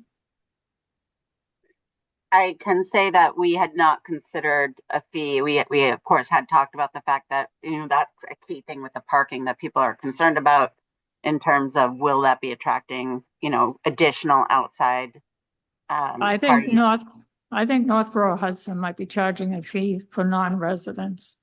Okay, so we, it's. No, I don't need any answer. I'm just saying you may Okay. want to look into that. It could come up. Bonnie, would you mind saying your name and address for the record for the Sorry. minute taker? It's Sorry. Bonnie Faniff, 179 Middle Road. Thank you. Much I don't have it appreciated. up. Thank you for the questions. Appreciate it. Freddie, go ahead. I'm afraid of them. So you brought up the planning board, and I just had a question for CPC's process, site plan review. Mhm. Are you going to need that finalized because could it change what they're doing? And does that need to be done before you approve the project and get a warrant article written? And are you looking at the timeline on how to make that happen? So we didn't get that far. Again, it was a very Bringing it brief up and as a- general discussion. No. Karina and I are going back to this discussion. Just, I couldn't. I'm do not it saying today. you know it. Well, I'm just saying, but we're gonna have to know. It's gonna You're come gonna from have to planning know, board, and the, so, but I can't answer it. Rec today. needs to be aware that this may be fast tracking and you need to be aware of what you have to supply for a site plan review. Right. Once you don't know which one it is, but there may be documents that are different from what you're supplying to the CPC. Right. So I'd asked Travis to reach out to Karina. That's the quickest and smartest way to go down the path is for him to have a conversation with Karina. As she's aware of the site plan, she can give him any information that he needs. Right. And you can even discuss the project. And again, it was a brief discussion today because I had a question. So My point is though, that for permitting for the committee to know, do you need that upfront? well, and he should be able to get an answer from Karina on that as well. When they need to permit this. Yeah. Am I missing what you're saying? Yeah, I'm thinking of it, it's the CPC's, if you need, for the golf. They need to go in front of conservation for a new permit for the changes. And you're looking for that before you change the cost or change other things in the project. So, being standardized, is that something that needs to be done beforehand? And you just need to be thinking about it, Right, okay. not That's necessarily. something, Go ahead. I was just Grant. gonna, if I can, that's something that I'm curious about what we've done previously. I could be wrong, but I believe that we mainly in the application seek, we want to know what permits they will require, that will be required, but I don't believe we've actually required all those permits in place by time of approval. Like, for example, when We the never- golf yeah. course, the golf course one, we knew that they would have to go to Concom, but we didn't actually require the Concom signed off on it before we approved it. So we kind of wanted to know that it would require that review, but again, I'm just trying to think of what we've done previously, but I'm curious if that wasn't the case with other projects or, what the standard should be going forward. Yeah, a lot. I don't recall ever doing that for any of the rec items either. But of course, we could put in language that, we're not gonna, if there was a major change, right, as a result of the site plan review, I don't think at that point, I think at some point we would need to go back right to the town, depending on what that is. If that's the main concern there. But to your point, Grant, it would be, if there's a process that needs to be followed, let's make sure we're following it. Right, and you could condition it as well. Right. Again, I don't know if I don't remember it being an issue with any other projects that we've gone through process. I could be wrong, so. Yeah, it could be just No, it's making a up good point, problems Fred. that aren't problems, So I'll have Travis, you talk to Karina. I'll speak to Karina as well. Once we have some general information, we'll get it in the Dropbox for everybody, or we'll at least have it for the next meeting. Okay? Okay, that's it for that piece. Travis, thank you. We'll let you know when the next meeting is, and I will send out the list to you and Kristen at some point tomorrow. Thank you very Thank much. you. All right, Yeah. thank Thanks, you. Travis. Thank you. All right, where do we stand on signs? How much time do you think we Okay. need? Katie's got a 25-minute cutoff. Okay. And we still have to do minutes, so. Yes. 40 Okay. minutes, I have- Okay. One thing I would love to do tonight, so I can stop carrying these things around in my Oh, car. come on. Don't the kids use them as like tables to But draw I have to on? give them back to I'm Signorama. So for our outdoor signs, we have some size options. Okay, And so this is basically any of our PVC signs. So I guess they could be indoors as appropriate. But they are very, very similar in price from Signorama. They're both right around $100. And so for our immediate projects, that are likely ready for these, it's rec projects, at there's the volleyball court,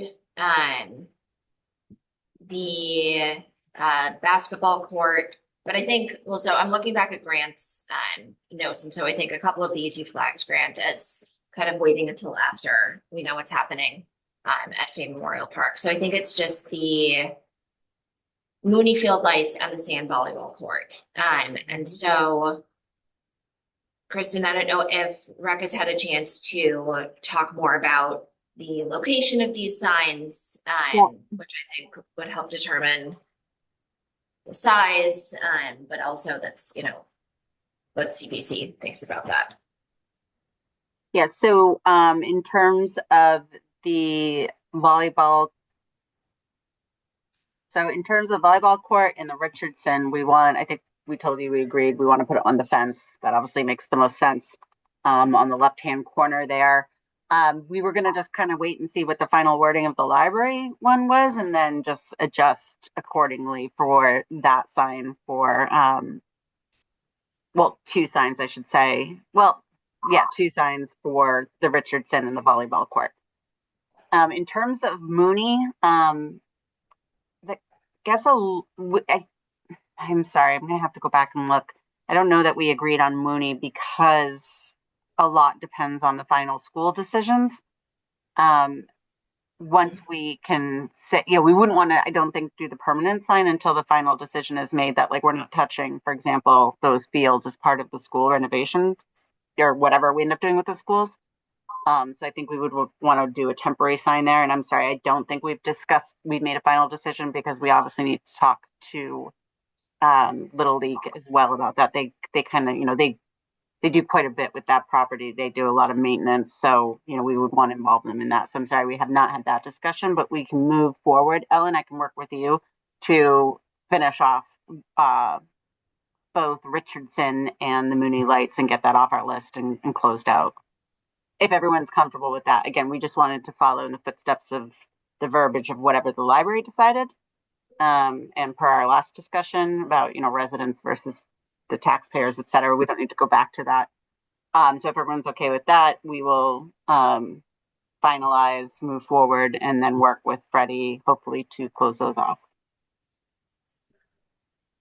Yeah, I guess my initial reaction, so Thank you. I think that is a good plan for the volleyball court. I feel like the school decision has such an unknown timeline, and we're talking about $100 for a sign to close out this project. I don't remember how much is left. I think so it's on here. It's about a little over $6,000. And so I think that's a relatively significant amount that would be coming back. And so, Well, again, that'll go on fencing there too. It's literally just a matter of agreeing with, to see if Little League has a preference. So if everyone's comfortable, again, we could finish that off, Ellen, I think, between ourselves and get that done as well. Can I ask a question? So the $100, that's for the sign? Yep. Not for, there's going to be some way of placing it in the ground? well, so if Kristen's saying they're being installed on the fence, so the signs would Not for the Mooney Fields, right? Is that a fence? That would be fence as well. Because you don't want to put anything, especially there where people are running around, you're not going to have a standalone. So for your point about it being the school or whatever, if it's on the fence and then just have to move it down the fence a ways, I mean, that's not. Yeah, exactly. And that was my only consideration. But to Ellen's point, like that's so far away at this point. Okay, so perfect. So I can put the two. I'm so sorry. So the other project you mentioned, Kristen, sorry, the Richardson, is that what? Richardson tennis court lights. Tennis So court, the Neary tennis court. Okay. Perfect. Okay. Great. So I can send you what we have in the spreadsheet that's Grant's kind of modified wording. And I can show you library signs are ordered, so I can show that to everyone tonight.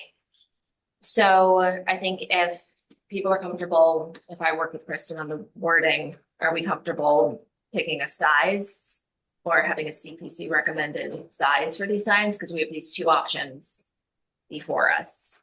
So what are the option size for us? So seeing as it's going on a fence at a ball field, how is it in relation to the other signs, vinyl and whatnot that are on the fence? I think CPC with the investment that was made should be a standout sign. It should be recognizable, at least in comparison to the other signs. Sure. So again, I haven't seen the other signs, maybe you probably do with baseball, on the fence down there. Are either of these comparable to the signs that are hanging up down there? I think they're more bigger. Signs hanging up are bigger? Yeah, so you can see them from far away Right. as well. So I would say bigger is better when it comes to. Is that big enough when there's other signs on the?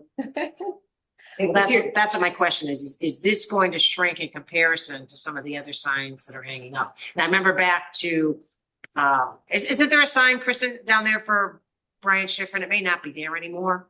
I think there is. Isn't there, but what size is that? So I don't know. I can go look tomorrow Yeah. morning though, because there's a couple. I don't mean to throw monkey wrenches in, but I don't want a little CPC sign in comparison to, other signs that are up that are representing other things. I just think Yeah. it needs to be comparable to what's up there. That's all. Doesn't have to be larger, but just. Lisa, that's actually a really good point, especially over at baseball, where there are, you have all your sponsor signs that are going around, and it's a fair point. And so I'll take that into consideration and make sure if everyone's Trying happy to put them with in my car. I'd be happy to put them in my car for now. Again, I didn't think of it in relation to that. I worry that Yeah. a lot of what takes place for baseball wouldn't take place without the lights and Yeah. the citizens made a big investment in doing that. So that's all. Okay. Sorry. My only question, I think that's a good idea to see how it compares to comparison. Didn't we approve a Trails Committee sign or some other recent sign? What size were those in relation to the ones that you have there in your hand, Ellen? Were those? So I know that Trails we did like Committee the we put plaques at off. the library, which were smaller. Yeah, so I think the only thing we've put into production is the library signs. Yes. Oh, is which are that it? both Okay. smaller. Trails, because the first project was only minuscule, that you decided to wait till the bigger project was done and Oh, not have another little sign, you know. okay. Sorry about that. And then, yeah, and then the library ones aren't really comparable because they were inside and yeah, on the building. So, okay. Thank you. So let me ask you this, because it always seems that at the end of the meeting, sign kind of just doesn't get the attention maybe it should. Why, does it make sense for us to consider a Zoom meeting only for signs? Just to try to get some of this stuff resolved. You know, Kristen, if you can look at this, maybe we can get this resolved. The other recreation piece resolved. I will talk to, and I know I dropped the ball on this, the fire chief. Now that we have the mock-up Yep. of the bronze sign, I will talk to him this week about the fire memorial. Yep. You know, just to make sure that he's good with that as well. So does it make sense? I know we don't want to like schedule a million meetings, but I just feel like we talk about wanting to close it out, and I harped on this for a long time, and now you're doing all the work, and it's like, oh, well, you know. Yeah, I think that might be helpful because, yeah, we obviously want to give time at the beginning of the meeting for all the project proponents who are coming in. So I think, yeah, if we schedule that, giving everyone and all the various committees enough time to talk through this language. And so I can go through and, I mean, Grant, probably not to you since you wrote this language for historical, but to the other, to rec, to the ones you mentioned talking to, we kind of tagged who was going to be connecting on each one of these projects, send that out to you, the global you. Yeah. Everyone can check in with those committees, hopefully get sign off on that language. Library has, I can show you those two. It has gone through with the residents language. We have mock-ups from Signarama, we have mock-ups from Franklin Bronze now. So I think if we can get each of the groups to commit to language, we can So then come back together. time frame wise, in order to get this out and give everybody time, so it makes sense to look towards September at this point. August is tough with, again, we're trying to schedule around vacations and does it make sense, or would you think that's too late? Again, you know, you've coordinated all this. You spent a ton of time, you guys have on this. So I don't want to disrespect the time that you've put in, but you tell me what you think would be enough time. If you think it's 2 weeks, then it's 2 weeks. We'll just, you know, zip and zoom. Or if you think it makes more sense, you know, the first week in September, you know, when everybody's back and, you know, so give me your thoughts. Thank you. I think September makes sense, and that, you know, hopefully gives enough time. I don't know when rec and historical are scheduled to meet again. But to have this on those agendas, you know, and again, we've had many meetings talking about this. So I don't know if one meeting is going to be enough for all of the committees to sign off on this language. Hopefully it is. But even if we get a few more that we can sign off on in September, we'll just get things moving forward. So maybe it makes sense that as we all work towards this, we shoot Ellen a note, letting her know where we're at from our groups and our boards and committees. And then you decide when you think, sure, you know, if is the beginning of September, maybe you'll find, oh, we're close, but another week or two might make more of a difference. Yeah. So why don't we all take a look at the list, look over the ones we're supposed to work with the committees, and then maybe by September 1st, shoot Ellen a note, let her know kind of where we all stand, and then, does that make sense? And we'll go from there. I just feel like I get slighted every time and you're putting in all this time and energy. It makes sense to have this on the agenda where it is. And just keep going. I was just gonna say, I can also follow up with Signarama and get a quote for the next biggest sign or two next biggest signs, just so we have.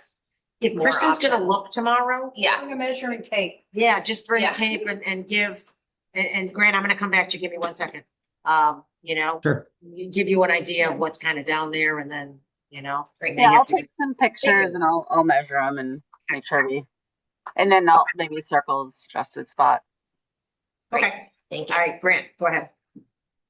Oh yeah, I just want to say I think that's a good plan. If it's useful, so I edited the project sign spreadsheet prior to last meeting. I had recommended wording that I thought would work based on the warrant articles.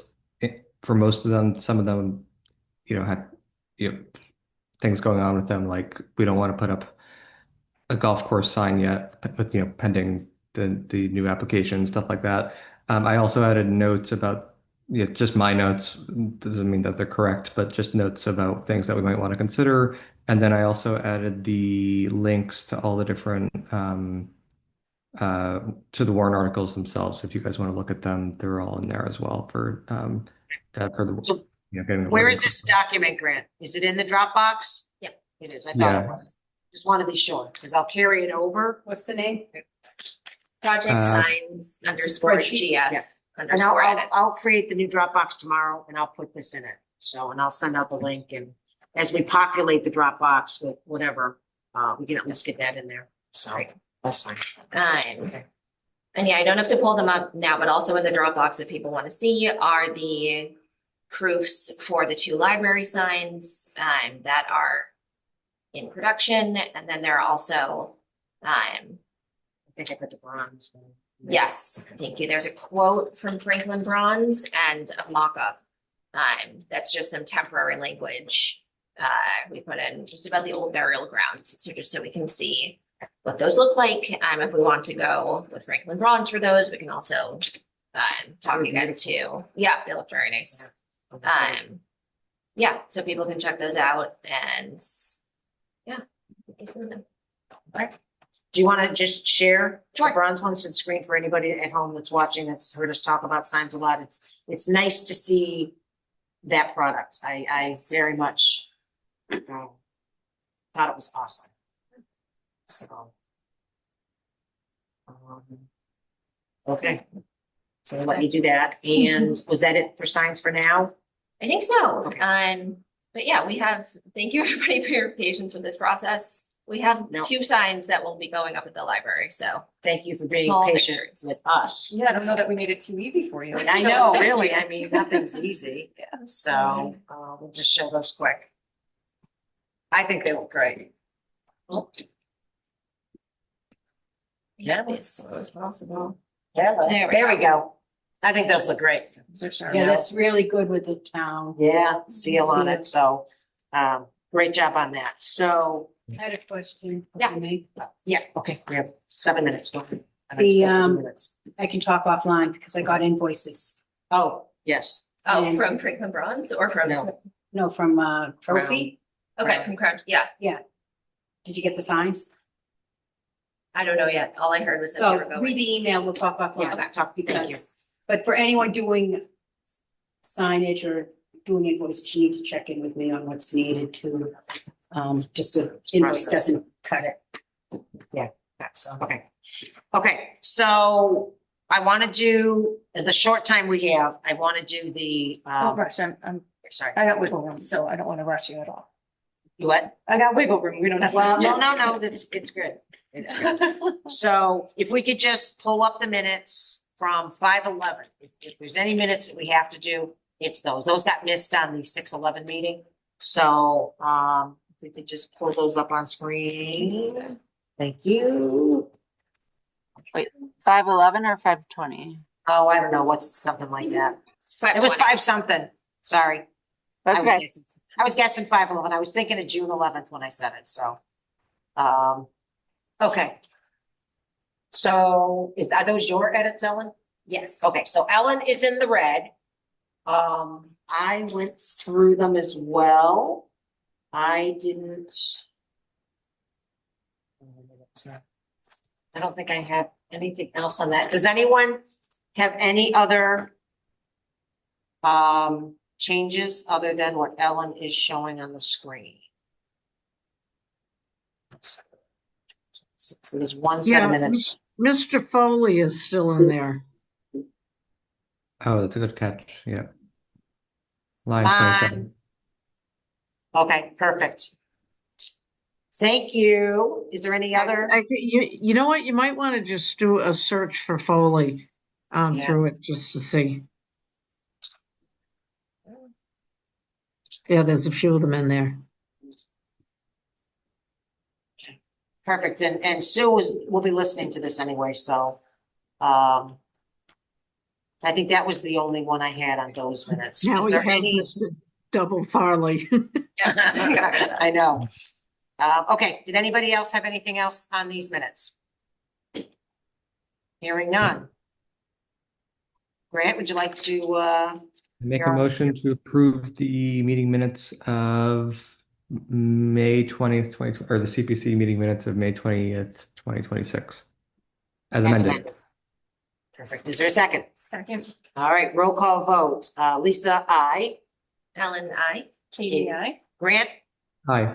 Kristen, I, and Claire. I, Okay, so, okay, why don't we just pull up the 7:21 minutes too quickly while we're. I did have one other thing on these minutes, and same with the Farley. Yep. So on line, I gotta get to it again, sorry. Blinking on line 127, it should be blinking light, not blinking lot. Yeah, 127. Wait a minute, am I in the wrong? I'm in 7:21. Yeah. 26. Yeah, I have it as line 127. We spoke about. Those are different. Why do I think it's here, but that's strange. I have? That's really strange. I have 127. Is that what we're talking about? Yeah, the blinking light. Yeah. Yeah, that's weird. It's weird. Okay, Oh, well, you know, actually, no, I know why, because I added Oh. this at the beginning. Okay. So that added 2 lines. okay, I'm sorry. Yeah. So that was the only other thing I had, other than Mr. Farley. Yes. I added a So- couple of edits recently, which none of you probably saw. So on line 225 to 30, I had a few which are in there, I believe. Okay, yep, in the blue. Yeah. Yeah. Great. Perfect. And then I had, I think, one more down at the very end. 306. So that's a new one as well. Okay. Perfect, thank you. Any other edits on those? Hearing none. Grant, would you like to make a Sure. motion? And these were great minutes. I know there was like a lot going on, so I just wanted to say that. I make a motion to approve, sorry, I don't have the date, the July 21st, 2026 CPC meeting minutes as amended. Is there a second? Second, Katie seconds. Okay, all in favor. Lisa, yes. Ellen, yes. Katie, yes. Grant, Yes. Kristen, Yes. and Claire. yes. Yay! Okay, last up is set our next meeting date. So, I'm probably more flexible with vacations and whatnot. Let's see, I know Freddie, you had some dates too, that Yeah. you're unavailable mostly. Let me pull that up quick. Let's get a picture of that, just so we can toss out some dates here. Can I throw out two right away? Yeah, The purpose of this is to get final hopefully final review. from I was everyone, gonna say and hopefully. people said they needed a few weeks. Did I hear that correctly? How long, how many? Is the 24th or 25th going too late, or I'm gone the 15th to the 22nd, so. Okay, so that that's, takes care of that that? takes care of that. So we would be looking at potentially, And I'm only available the 24th and 25th. okay, what's everyone's schedule, the 24th and 25th then? That makes that easy. Mhm. And I know isn't school starting The following week. the following, okay. So, I'm free for both. Is that just in terms of our timing, is that too late if we need to approve applications by, well, it's not going to be end of August, we said, so it sounds like Right. that's we're still So- gonna say the end of August, but yeah. still good on our timeline. Yes, I think so, Grant. Because if we need to Okay, schedule then- one more, we can, And I'm Yeah. going till after Labor Day. right, no, that's fine, Freddie. So, Okay. And I'll write the warrant articles then. Okay. I'll start drafting them. Kristen, your availability 24th, 25th, what do you prefer? I don't have a preference right now. Okay, Claire, do you have a preference? Nope. Okay, Ellen, I don't think so. Katie? I prefer the 25th, but. I Okay, can there we make go. the 24th work. 25th it is then. Is that a select board meeting night? No, they're not meeting till the 1st of September. Okay, just so that it wouldn't conflict with Nope, anyone okay. having to go there. So when I shoot the notes out to everybody, I will do that and, Lisa, just one quick question. Sure. Since September 1st, a lot of these, or maybe it's just really recreation, it's going to be discussed with the Board of Selectmen. Yep. Would we have a quorum there, something that you have to post a meeting for, or it would just be those involved with recreation? You know what, Claire? I think that's a good point. I will post a meeting just in case. We can always have no quorum, but actually that does make sense in case some of us show up. That's a very good point. Thank you. Okay, thanks. Yeah, thank you. Okay, that being said, I think we are all set for tonight. Grant, Make a motion to have- adjourn. thank you. Is there a second? Second. 80 seconds. All in favor? Lisa, yes. Ellen, yes. Katie, yes. Kristen, Yes. Grant, Yes. Claire. Yes. All right, guys, enjoy the next couple weeks. Take care. You too. Thanks, Thank you, everyone. everybody. Yep. Bye. Yeah, bye.